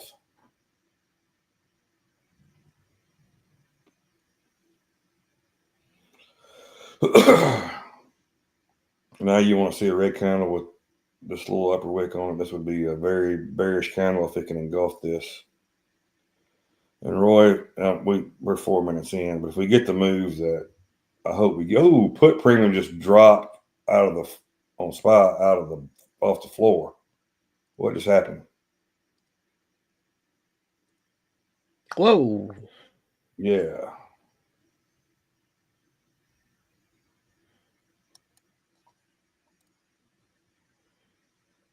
Make Not that make seeing sense. that. Yeah, you're not seeing it anywhere else, are you? Mm-hmm. You're not seeing it in holdings. You're definitely not seeing it in overall market tide. That's interesting. I'm actually seeing holdings. Interesting there.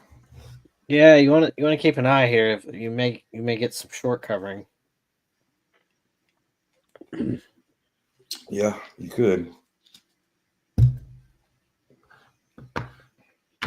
So I don't want to panic. Go and take this. How much are you up? $350. How many? I can't really tell your position. You have 2. Yeah, I'm in 2. So I'm gonna go and move my Maybe. stop to break here just to be safe. Let's say if you could just trim 1, right, and then keep it at break even. You could do that always. That would actually make sense. Let's see if we can get back to 350 here. We'll take 1 there if we get back down there. I'm not trimming at 200 up. I'm sitting here and got my Lord have mercy on me. Somehow my damn microphone was on my text message, and I've got like a word here. It sounds like a friend of mine that texts normally without a microphone.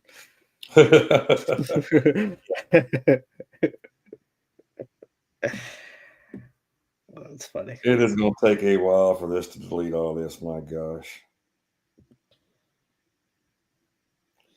Fear and greed index. You got the crypto is extreme greed.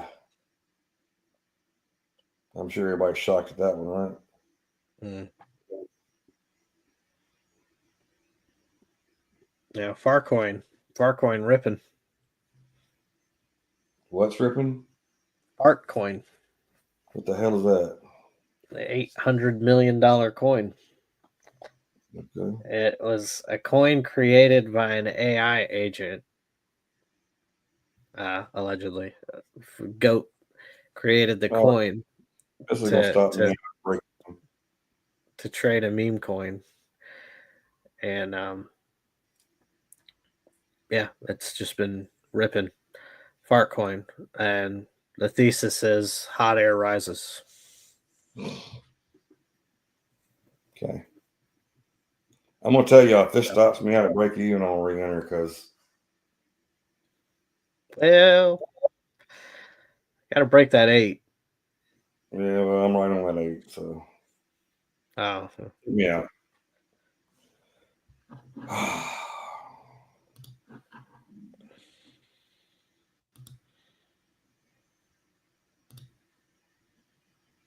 I did not like that put premium that you spotted tanking on SPY.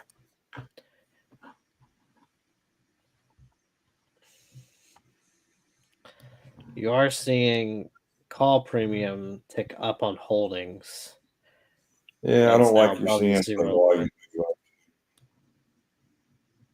Yeah, the volume is suggesting, however, you could get one of these pop ups and then fade backs. But that candle was strong. Yeah. We made a mistake here. I don't like. Yeah, I made a mistake. This is all me.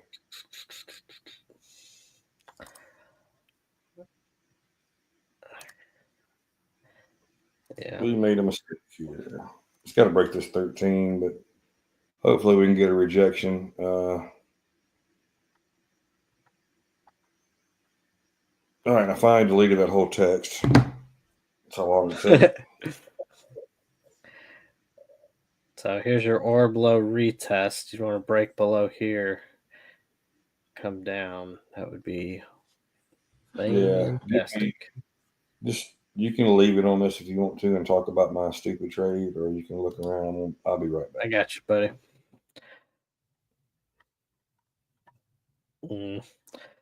So, yeah, we're battling this ribbon here, this 8 ribbon, which is right at orb low. So what you're getting is your retest. You can get a rejection here, and then a push down would be ideal for money short.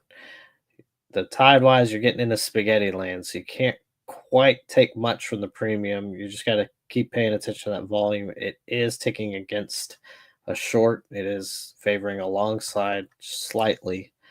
Similar story on general market tide. So let's take a look at some of the big names. As you see, it is kind of battling this orb low right now. But you look over here to the right, you got Apple up 0.5%. You've got Nvidia down 2.5%. Let's flip over to Nvidia real quick. You are getting a push up. So you had a kind of a bottoming formation and a push up testing VWAP here. So you could see Nvidia continue to tick up. Back to ES as we see it continue to battle the orb low. Can get this breakdown here would be a pretty bearish signal. It still about 50% way through this candle. So now we're retesting 6120. Break under that, you could get some momentum down. Let's take a look at tide, see if anything's showing. So you got premium on general market tide tick down. You've got similar thing on holdings, and then on SPY. SPY is just kind of all over the place, but there's your move down. If this candle can engulf that huge, that would be a huge win for a short. So we are continuing to monitor Mag 7. Google has turned red. Wow. So to 201 to 196, as you see, people took extreme profits at 201, and down it comes now, approaching low a day. AMD is just flat. Can't quite get any momentum either direction. Tesla looks like it's coming down a little bit, kind of had a drop, and now kind of hanging around VWAP, but with a pretty nasty candle there. So as we continue to monitor ES, we've got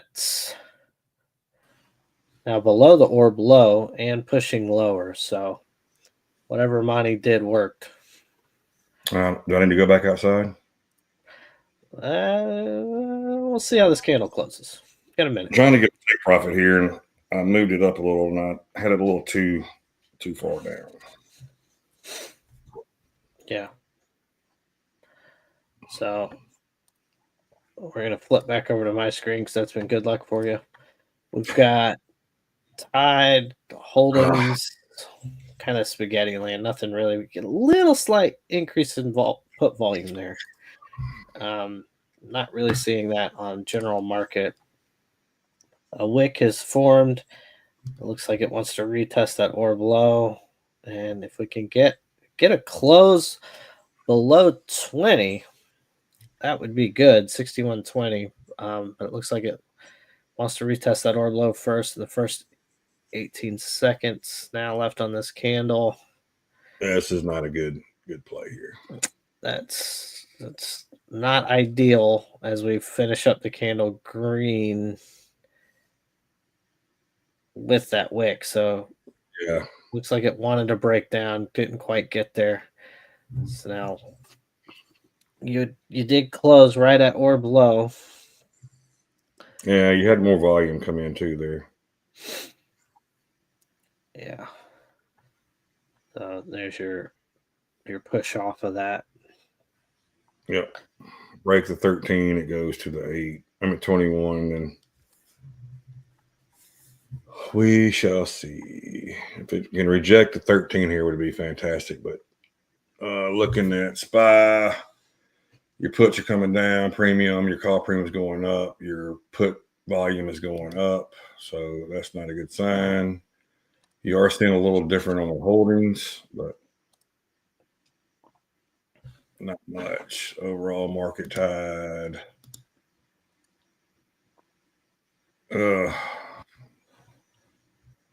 Kind of not. Yeah, I mean, it's keeps digging into that volume slowly but surely. It's grinding its way back higher. Yeah. And we spoke. I don't know if you were outside or if you saw if you're at the desk. Google has round tripped for the day. Oh wow, I see that. One, yeah.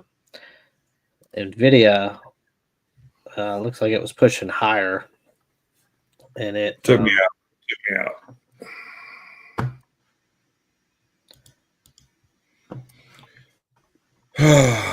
That's frustrating. Yeah, that one was tough because it did play in your favor just for that moment, and then. Well, I should have had my first take profit a little better than where I had it at, and I had it at a bad spot. So that was on me. Now this, if it rejects down here, I'm going to be sick.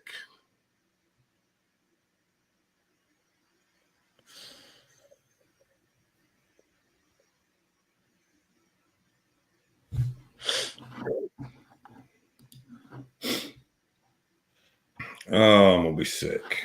You just had call premium just dropped. This thing's not going to fill me here. We're going to leave it there. We're going to right at the 13.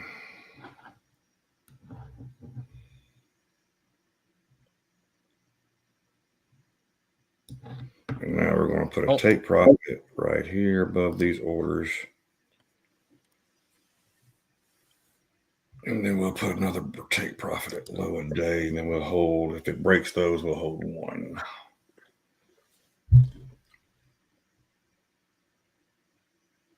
And this will be our last trade here on this, on the XFAs.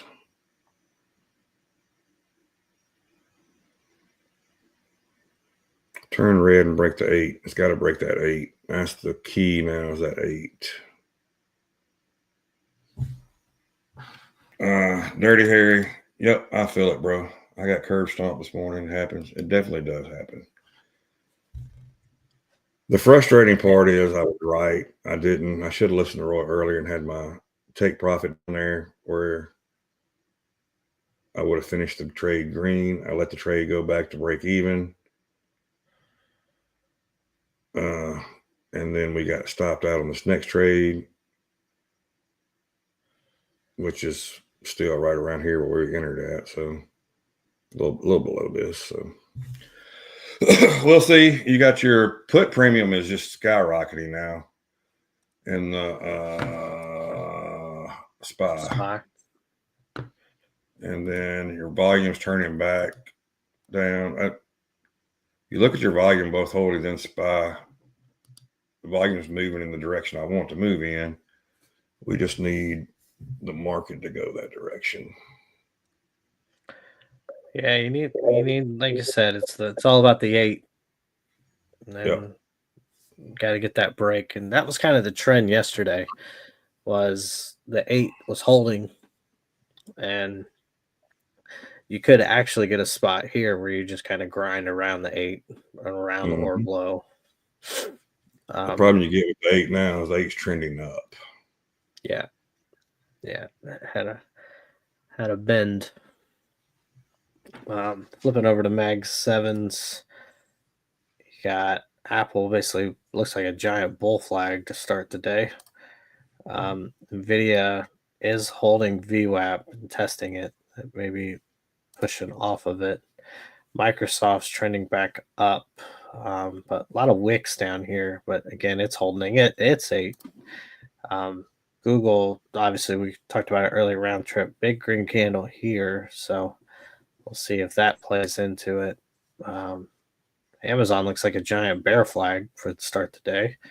So very, very odd mixture here. We got same with Meta with a little bear flag forming, and then Tesla just, playing in the waves. VIX here is retesting the 8. Well outside of its orb.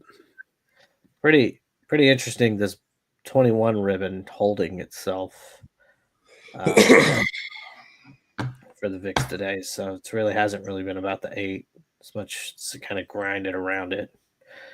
So you are getting a little drop here on the VIX. Yeah, testing the 21 here. We need a hard rejection off 21. For this play to play out, CBD is negative 400. It was what, negative 2,000 just a minute ago.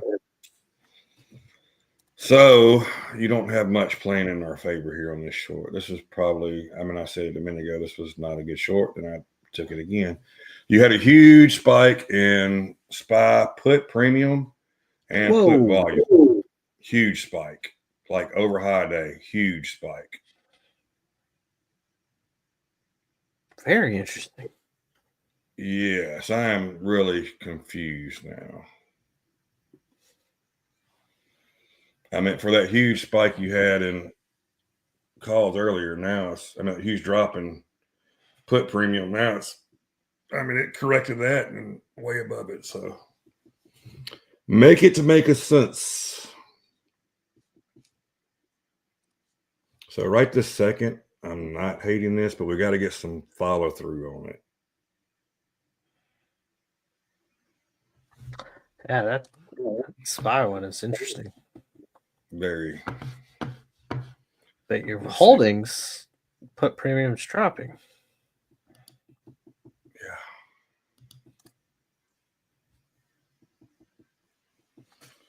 Yeah. Looks like we just had a bunch of orders popping in for some reason too. Hey, Dickard. Good morning, Dickard. Dickard said, been here for a bit. He's been multitasking. So, yeah. Welcome. Appreciate it. You had orders flash real quick, and they flashed in and flashed out. So, I don't know what just happened there. 20, about right there on the 20, you had a bunch of orders. You got almost 400 orders sitting there. 2050 actually, where my first take profit is. Imagine that. There, to move those down. Let's keep moving those down to low a day. How about that? That would be fantastic.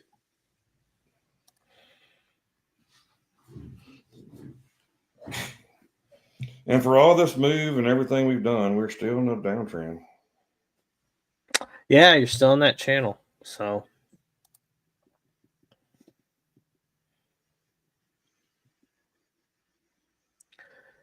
you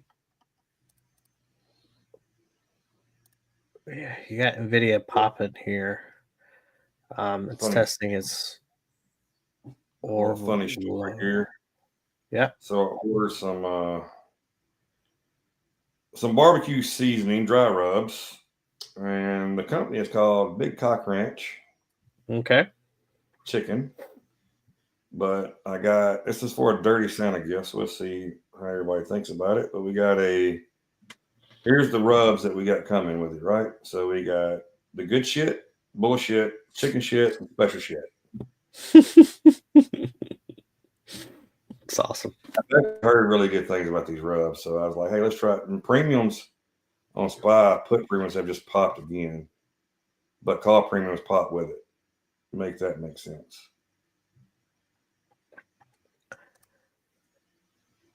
Yeah, it's just grinding here. It is holding that 8 though. Every time it wicks down. It's also holding the 21 to the upside. So if you go to the description on each one of these, on the different seasonings, you got the bullshit seasoning. It complements beef products. You use it on T-bones, New York strips, fillets, flat irons, and sirloins.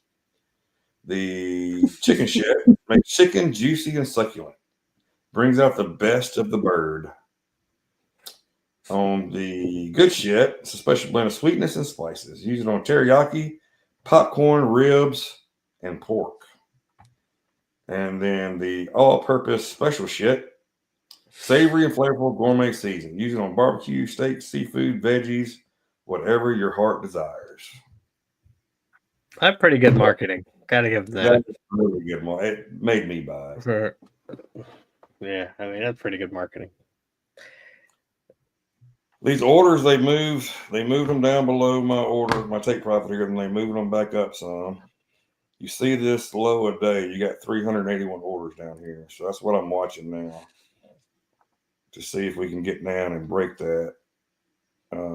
I still don't understand why you got your call premium popping with your put premium here, but your put volume is actually going back in favor of the put. So CVD has actually turned positive. It is 100 now.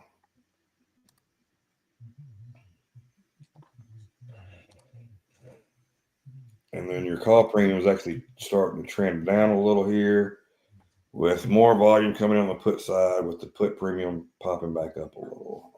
This is SPY. And if you look at holding,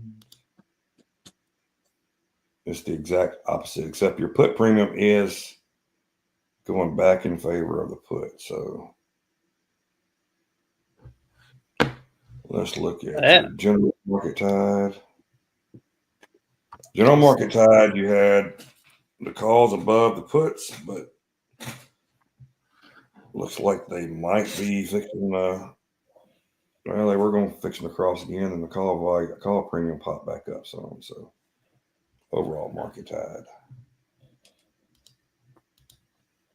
So I am just as confused now as I was a minute ago.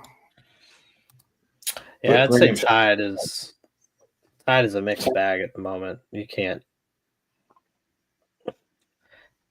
The thing that is staying true here is the 8 is holding and the orb low is holding. Yep. So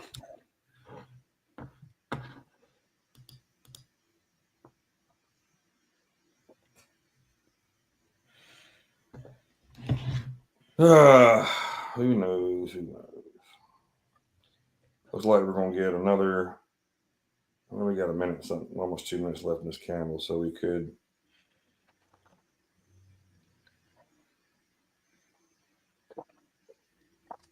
Don't break the 8, the 21. Don't break it. It broke the 21. Let's see if we can hold it.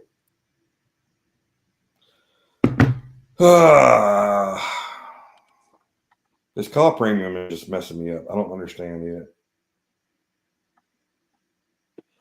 It's going to stop us out here. If we go back to kind of what me and you have pretty much stayed true, is your volume is your. I think those premium stuff can get us completely confused. It's all about the volume or the call volume. You just got it flattened out here. It's not giving you any sort of signals. And this is what drives you crazy. It hits your stop, and look at this. Just rejects, yeah.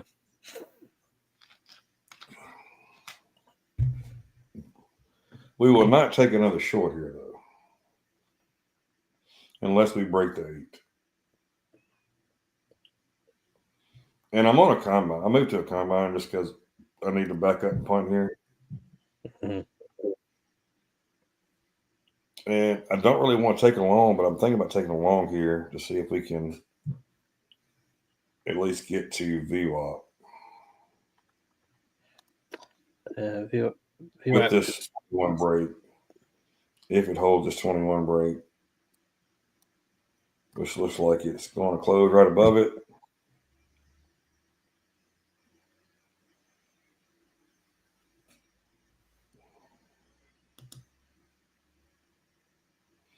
We tried to get along there on the 21 and did not feel. I was a tick short, second short on it.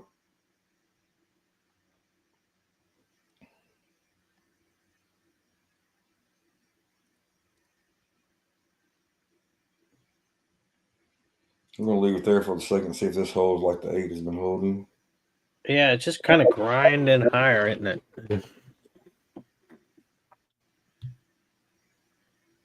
I mean, the overall trend is still down, but this is once it broke this low here, that was actually a pretty big signal to go along there. And then would have got that field here was been the VWAP test that I wanted. This is frustrating. We're gonna cancel that order now, just because you got. Look at your call premiums straight up on SPY. See if we can take this VWAP break.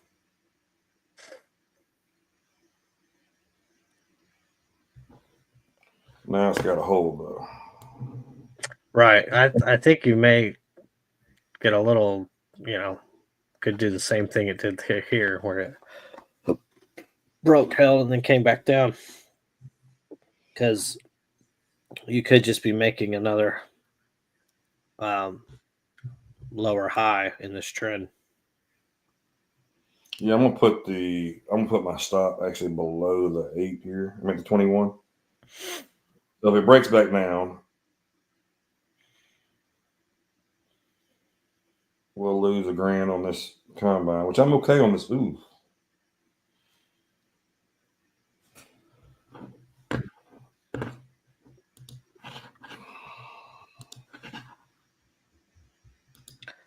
Yeah, NVIDIA pushing up 129, ticking higher as it has now broken and held VWAP. Looks like it wants to approach its high of day of 129.60. You got Apple continuing just kind of grinding up here. So holding its pop from the open and kind of bull flagging higher. Microsoft is setting new highs of days as it turns up. Google kind of chopping around after it round trip.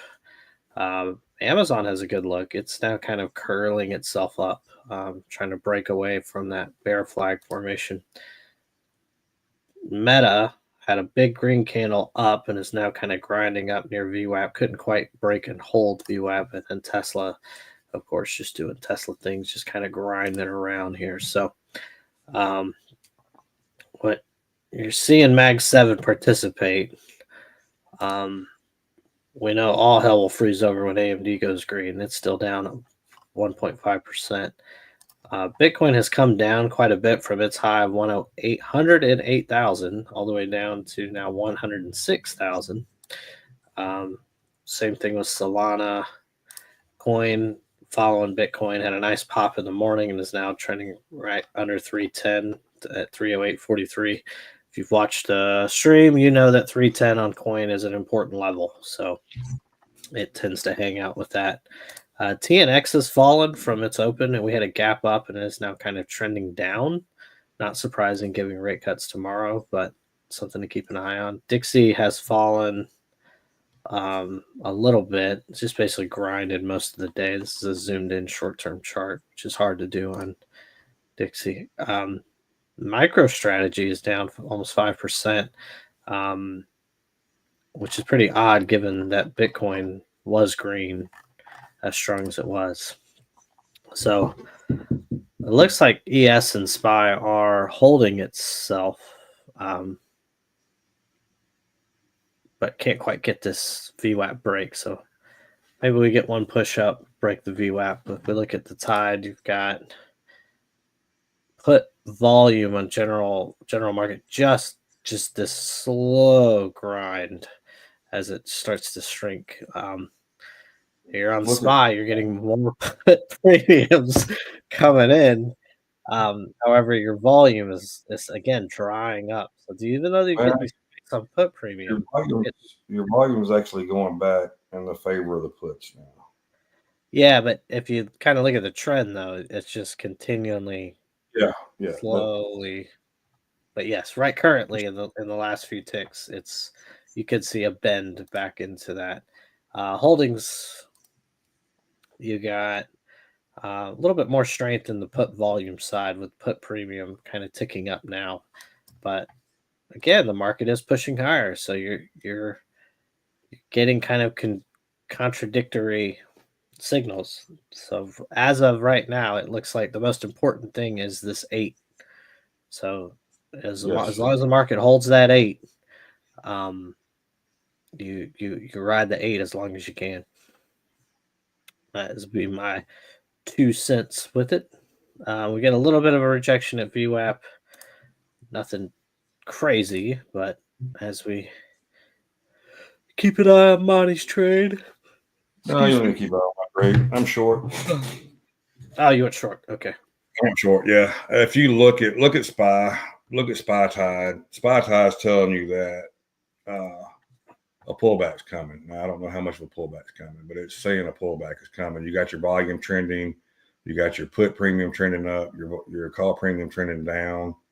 This is the exact thing you saw a minute ago when the opposite, when it was moving the other way when we had the pop. So I want to come down and test this 21 and then possibly the 8.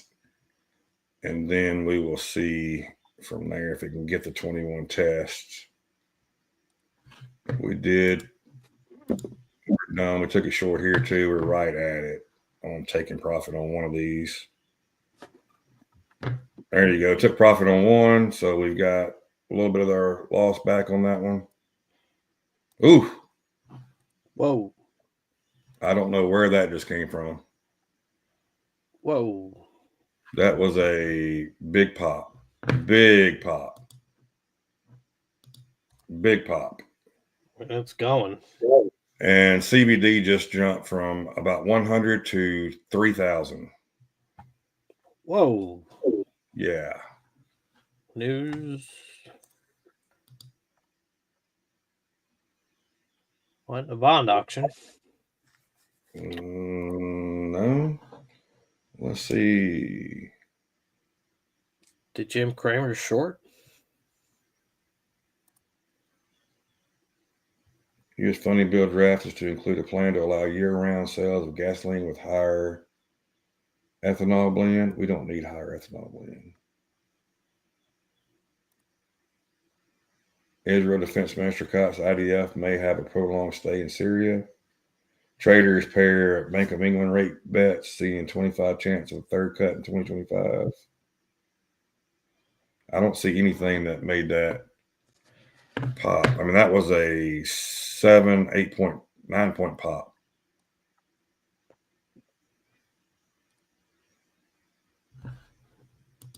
But now, I mean, if you're going to ride it, you might as well ride it, right? Let's see if it can break out. This is another time where I don't suggest doing what I just did, but you only live once, right? YOLO.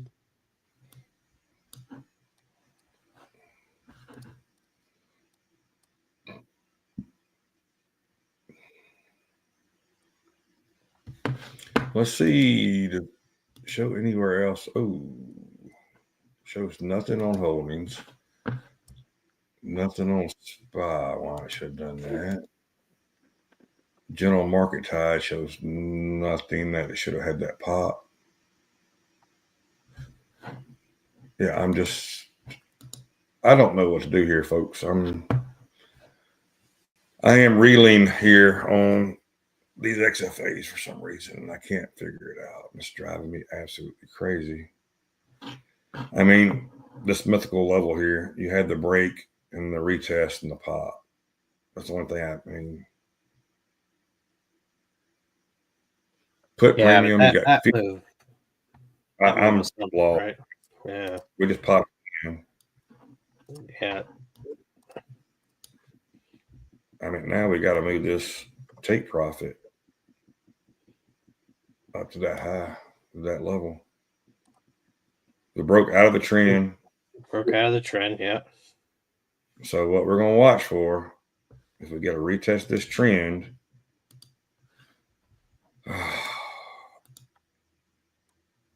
We will take a long.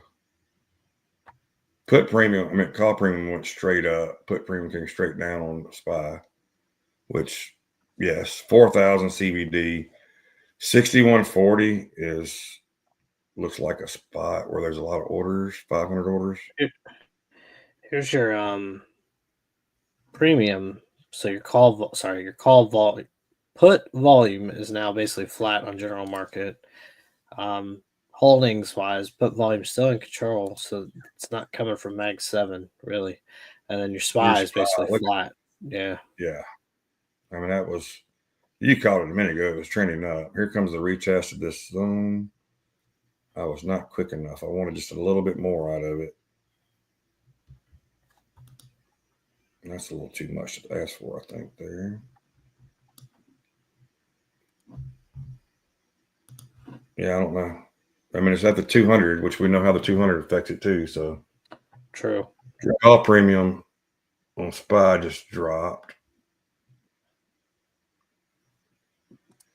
but it just turned back up. So Apple popped.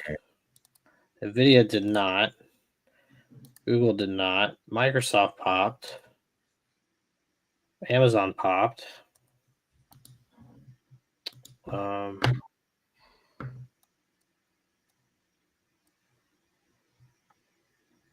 I still did not pull the trigger here. Tesla did not. Yeah, so Apple.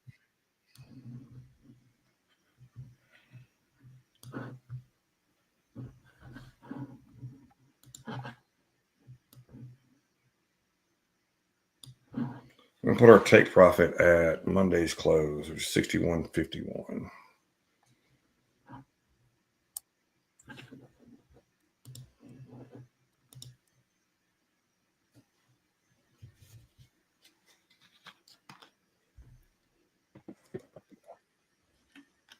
Call premium just dropped big time in SPY. So once again, we probably picked the wrong direction.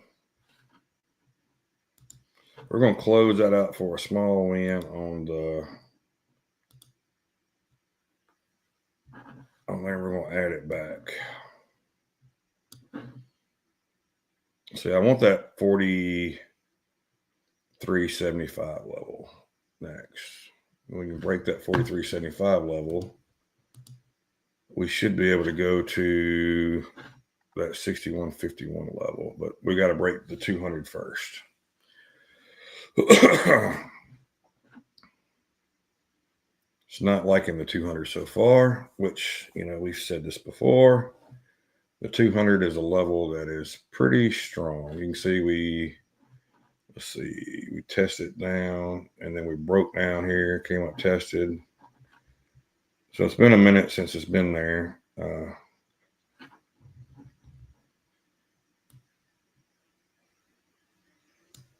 Where's these orders at? 32.50.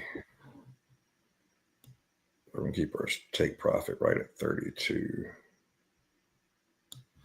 I mean, our stop loss right below these orders here. Those orders drop and we might go on and cut this thing, but still feels like I said, if we get this 200 break, I think we run up to at least that 43.75 level, but we got to get that 200 break first. That 200 break is the key. And the deadgum, nothing is helping me out here now. You did get a cross on no, you didn't. Call Holdings looks like it's wants to rip. Yeah. You did get a cross on the SPY. Let's look at general market tide. And you got a cross on the general market tide with volume actually turning a little green. So yeah. General market is showing that you're getting that push up. The only two Mag 7 that really popped there, three, was Microsoft, Apple, and Amazon. You didn't really see Nvidia participate, nor Google or Tesla. You got Google back green. Yeah. That's kind of grinding up. That if you look at the candles, this Apple candle just boom. My gosh, Amazon. Yeah. Yeah, an Apple pop, and then it's coming back testing its orb high. Nvidia is kind of grinding a little bit. It's still down $3, so 2%. Microsoft, wow, that chart is amazing. Mm-hmm. And then Google's right in the middle. Google's green. This candle's green here. It's kind of trying to grind up. Amazon, that is 200, and it's struggling to get above its 200, just like ES is, but it's above it now. So let's see if it can pop up here. Meta's popping. Tesla's what's pulling us down now, looks like. Your SPY, your puts premium has actually dropped back below your call premium again. I mean, your call premium's dropped below your put premium, so they move these orders down. So this is going to take us out once again. That is very frustrating. Very frustrating. Did not like that 200, Roy. No, it did not. And looks like it's going to come back and retest that orb high 3150, which will probably, by the time it gets down there, match up with the 8. Which will stop me out.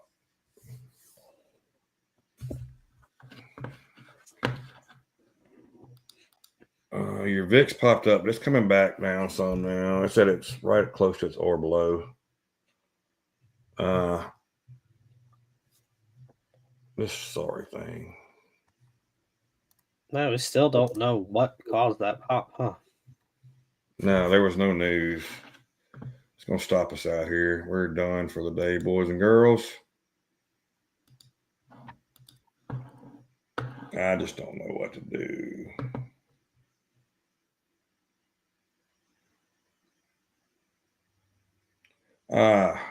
So this drop here. So you had what they're coming out. So you had the bill numbers come out, what they're going to sell. And I do tend to forget that does move the market.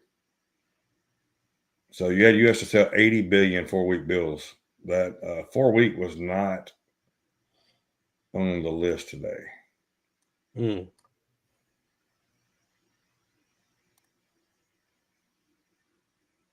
That came from nowhere.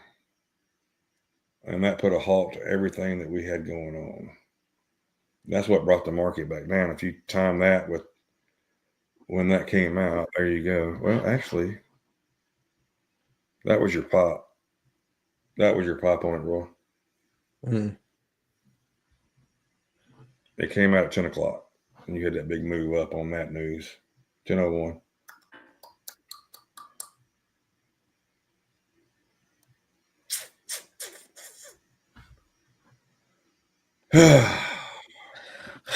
It's unfortunate that they don't look at our positions and act accordingly. Yeah, right.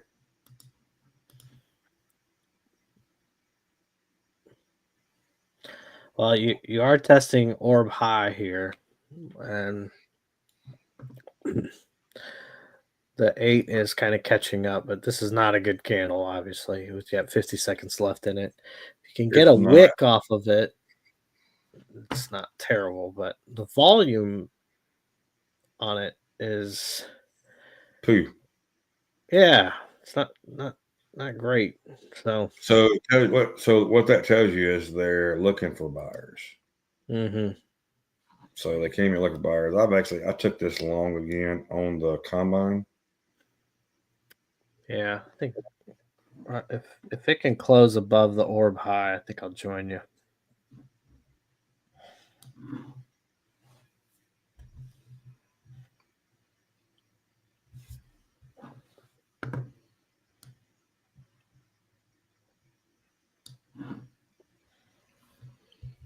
I don't like the way the VIX is looking here.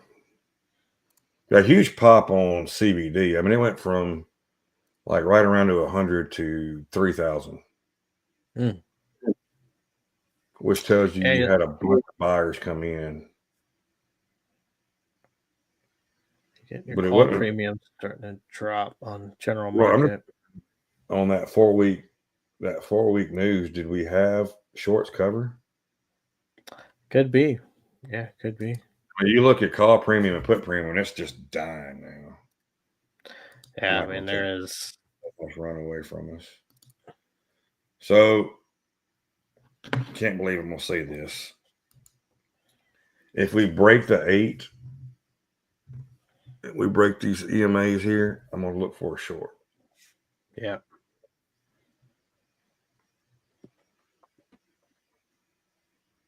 Actually, if you break the 8, I'm gonna probably take a short at VWAP there.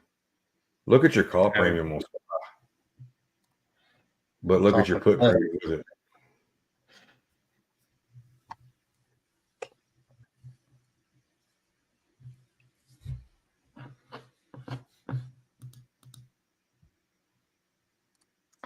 Yeah, there's the 8, so it's holding. It is. We can.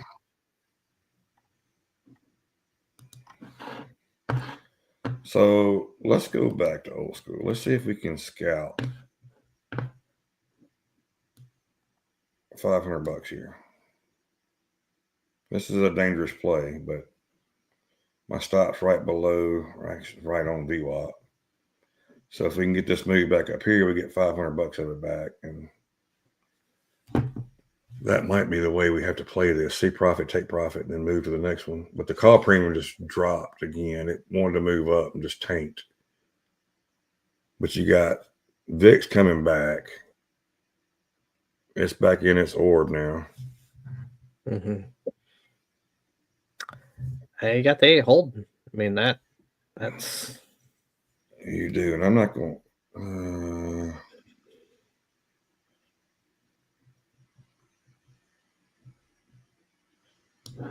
If it breaks this 8, we're going to cut it.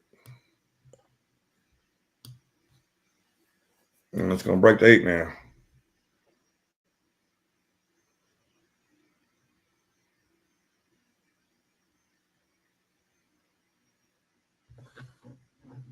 Yep. How's everybody doing? Chicken shit. That's like how we're doing. Yeah, it's not.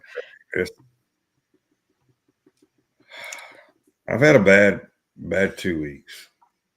Yeah, we're not. I cannot like the ship to save my life.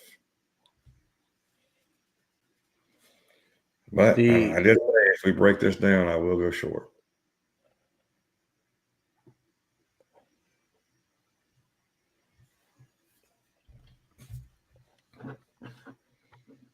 I don't even know what to think about here. Yeah, I mean, it's testing VWAP. It's still got 90 seconds left in the candle. Volume is so far on these two bearish candles have not been huge. We had that random pop up of 9 points, just on that. We believe it's the bill auction. It's the best theory, and only theory I can find. Yeah, you've got Mag 7. Honestly, I think there's something to be said here about contract rolls happening midweek or during the week, right? Normally they tend to happen over the weekend and everybody's kind of refreshed, but not to make any excuses or anything, but the contract roll has impacted me at least a little bit, or levels and mentally knowing. Right, we have it ingrained in our heads for months of these levels for that contract, and you kind of get it adjusted a little bit. Again, not an excuse, but it's just one added thing to have to think about. But the reasoning last week was we just broke too many rules and chased and traded too much. And this week so far, we were patient, but if you look at the chart, it's not a clean chart. I mean, that level, look at the bounce zone down there below is still, it's bounced in that zone, but we didn't have the top of that. We didn't have that green level. I guess you did because you had it in the top of the zone, but No, this is trying to brand new. This just that was okay. wrong yesterday. So trying to analyze a bit what we're missing here.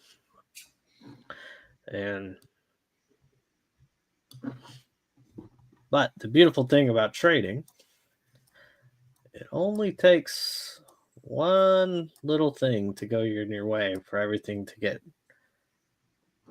back in order.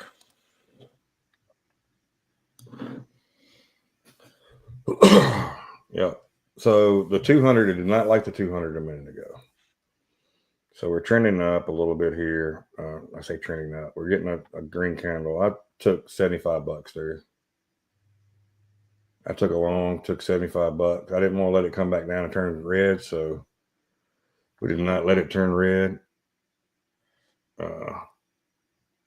CBD being where it's at, it's just throwing me off. It's tied.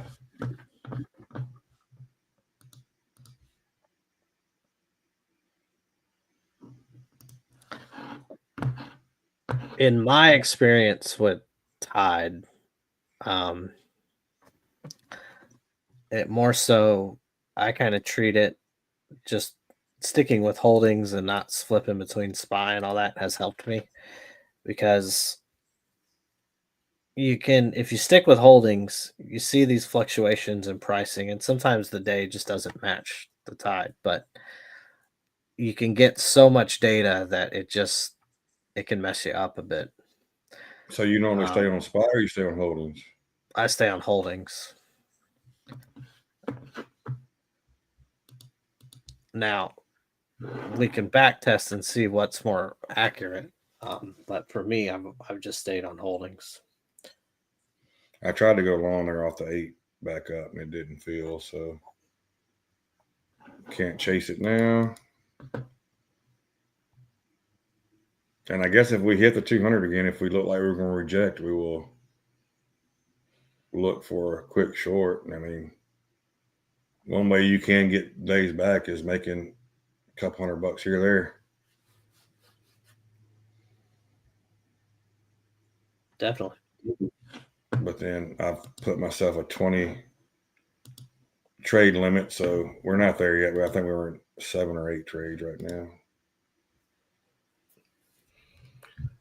Crazy thing, if you look at if you're on holdings and you look at your, well, this is actually SPY, but you look at your premiums, it's in the bull's favor on the right over here. I mean, bear's favor, 52%. Yeah.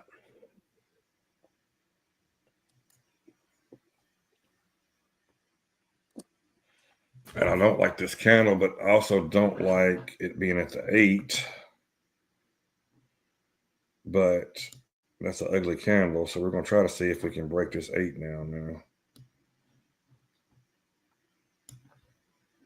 And we will not let this run far out of the way.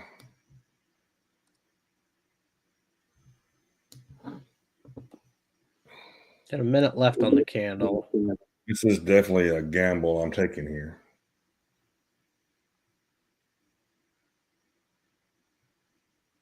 But what you normally see when you get these moves, and it keeps testing this 8. Mm-hmm. Eventually you get the break. Now, is it this time or is it going to be the next time? It's usually the third time you get it when you get the break. But if you look at holdings, your put volume is actually gaining back. If you're looking just at volume. So you have to think CBD's come back to 2,800. But the VIX is not cooperating. You're getting an ugly candle on the VIX, but you're getting an ugly candle on ES here too with it. So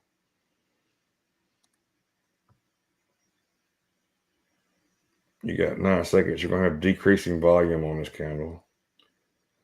Looks like your volume, what volume did come in though, came in later on it. So let's see if they can break this 8 and push this thing down. Now, do we go to low a day? I don't think so. But you know what? Let's put our stop. Let's put our take profit down there and see. This is a crap. This is a combine I'm on. I meant to be on on my other ones, and I'm not. That's just frustrating. So we actually like. I normally trade 5 instead of 3, so I do like how that 8's still holding though. My gosh, It is staying strong. The 8, VWAP, and 21 are all kind of right around each other.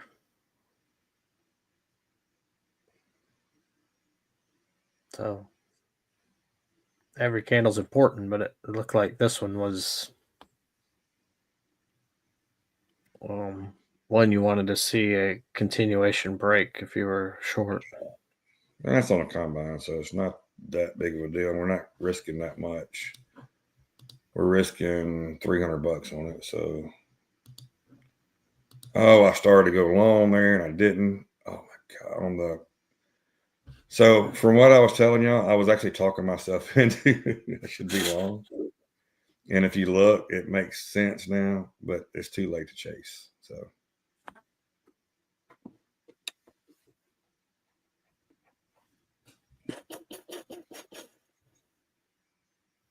it is 10:30. We have gone 2.5 hours. So we still got a few people here. So let's wait and see if we can get another trade out of it.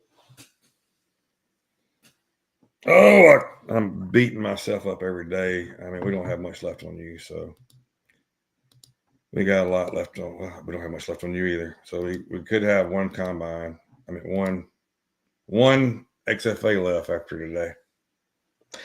Yeah, I've taken destruction to my XFAs. I don't have any. I took payouts, which made the buffer really small on them. I'm back to building top step combines. I do have 3 PAs on other guys, but yeah, it's been kind of a reset mode for me, unfortunately, and that's mentally can be taxing, but well, we just got to do it one day at a time. Yeah, it's frustrating. I don't know. Sometimes you just get these.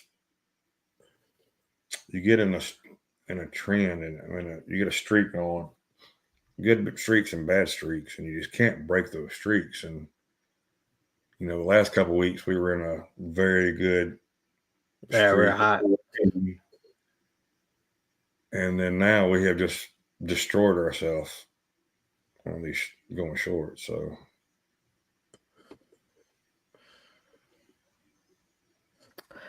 can't break out the high of these candles here. It's trying, but kind of looks like it. I want to lock my XFAs up. I'm not losing an XFA today.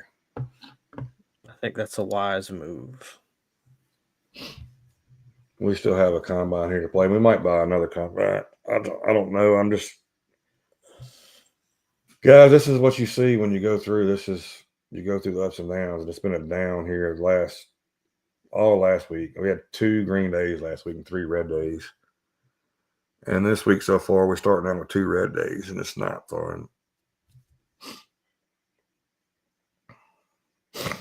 It's not fun at all. So I don't know where to go from here.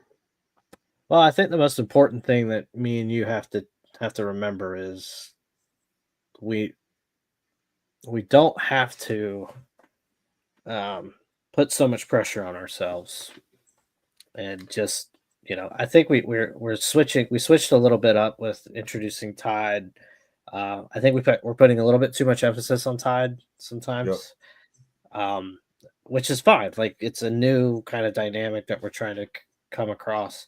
I think we're also trying to maybe do something a little bit different. That one thing I've noticed with me is if I try to switch up what was working on the short term, even though I have bad days, I should just stick with what I was doing on the short term. And honestly, Monty, if I'm being straight with you, you are one of the best scalpers I've ever seen trade. So keep scalping, man. I mean, take the wins, and 200, 300, $400, take them. If you're starting to get a little question uneasy, just take it. And because what happens with you is you'll start building momentum when you get those green trades, and then you'll get the big trade because you'll have kind of like a little bit of a cushion, if you will, built up to start the day. I think that's kind of the most build up the cushion and just scalp, right? Like if we scalped every time we got off the 8 here, we'd be money. Yeah, well, it's frustrating because you got what $300 early. Yeah, and that trade closed flat. Yeah, and then we got up. I think it was a couple $100 again, and then that trade went red. Where you're looking at, you're down $500 when you should be up $500. It's $1,000 swing. yeah. And mentally, it messes. And you did try to trim one off on that first trade, and it just misses you like 3 ticks. So it's definitely hard. I think the mistake that we're doing is we're just, just take it as it comes. We'll get a big move, but if you look at this chart, there's not really a big move to be had. That was clear. I mean, people will say, "Yeah, I cut the long on the bottom." There was nothing here to say time to go long and then shoot up 9 points fast. No, I mean you have news come out and that throws everything off. And if you look on that trade, you actually got stopped out on a short on that trade. That was actually green when we had that pop, and we actually scaled one that popped up and got us. So yeah, those are the hard ones to get over. But I don't know, we're in a long here on the company, looking for this 200 break, which is struggling at right now. And if the reason I got this long, I'll explain to you. So we got the break above the channel, right? Mm-hmm. Came back and retested the channel, and then showed strength back off the channel. So that's why I went long on that move.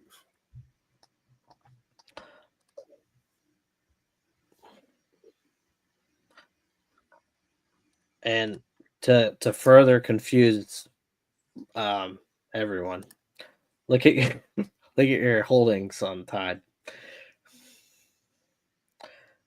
So your put volume has spiked as the market is rising.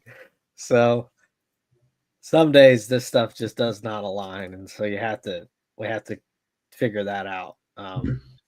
No, I mean, some of my better days have been going against Tide. I mean, you're sitting there telling me like, "Hey, Tide's saying this," and I was like, "I don't care what your Tide says. This is what I see, right? And this is what I need to get back to." Like right now, the reason the dynamic, if you look where my take profit is, I got my take profit at this 43.75, right? The reason I have my take profit up here at this 43.75 is if we break this 200, we should trend up to that level, and then we might go past it, but then if we can get above the 200, we should have that move. Now I'm saying should because when you're looking at trading, nothing's definite. So you'll never hear me say, "Oh, we get this. This is definitely going there." I always say should because typically that's how it works. But it's not always like that. We could get a break right above the 200 here, and it's like, you know what? We don't like that. We're going to go right down below it, and I'll just push it back down. But you should get the move. It tells you that bulls are taking over. And this last green candle here, it was more volume. Let's break down the 1 minute. If you look at the 1 minute, the volume came in on a push up. So and we're still struggling to break this 200. And you can look at this a couple of different ways. You can say, "Hey, eventually we're going to push way back off of it," or it keeps testing it. You're going to say, "Hey, eventually we're going to break it and move up." So, the way the market's been going, the way the volume came in on this last candle, I'm assuming that we're going to break it and move up. So that's why I'm not moving my stop up yet. We're going to see this break and then that move. And, if it gets us, it gets us. But the worst thing you can do, I've seen a lot of traders do this, and the worst thing you can do is you move your stop up to break even, and I've been guilty of this, right? Move your stop up to break even, and then it comes all the way back down to here, right? Stops you out, and then rallies up. And the reason is because when you moved your stop up, your thesis was still valid until it broke below here. So instead of moving your stop to break even, you should have moved your stop up right below, or actually left it where it's at. So, and this might come back and get me here, but right now, as long as my thesis is valid, I'm going to leave the stop where my stop is. To further kind of push the theory up, you look at Nvidia is now broken 130 or testing 130 is now its highest day. So you are getting, again, if you can just get a few of these in line of Mag 7 wise to push up together, it will lift the market. It's just mathematically going to lift the market. You've got Microsoft high day, Apple not far from its high day, Nvidia high day, Amazon with a nice recovery, Meta with a nice recovery, Tesla just kind of doing Tesla things, of course. But yeah. Well, look at this. So what I just explained to everybody just played out. I removed my stop to break even. It would have stopped me out. And then we're rallying up over the 200. So if we get a close above the 200 and this next candle holds the 200, then I can now move my stop up to break even, because my thesis has actually changed where that 137 level is going to be the spot. So, I mean, this trade still might lose because it can't get this hold above the 200, but I like it long better than I do having to keep re-enter every time, and I'm just basically just paying fees. Right. We've pretty much lost everybody here on the stream, Roy. So I think this is a good time for us to call it. We've been going for a while now, and I'm actually a little tired of talking. I don't blame you. Roy Easy was shocked we were still chatting. So if you are the one guy here, Roy Easy, thank you for joining us. We are on a bit of a cold streak, but that's okay. Their streaks are streaks. That they're temporary, much like everything in life, including marriage. So you've got to get past all this stuff. Monty, I'm rooting for your long. Today I had an okay day. I'm still just trying to get my bearing straight. A couple $100 away from 2 combines passing. I've got trying to get my funded accounts back, and yeah, well, slow start to the week, but still only Tuesday. We got Wednesday, Thursday, Friday to make up. Yep. Obviously, no stream on Friday. We are trying to do some things differently on the stream. Maybe that's impacting us, maybe not. Obviously, travel did for me last week, but we'll come back stronger tomorrow, guys. We appreciate everything, and best of luck trading. Peace out. Thanks, guys.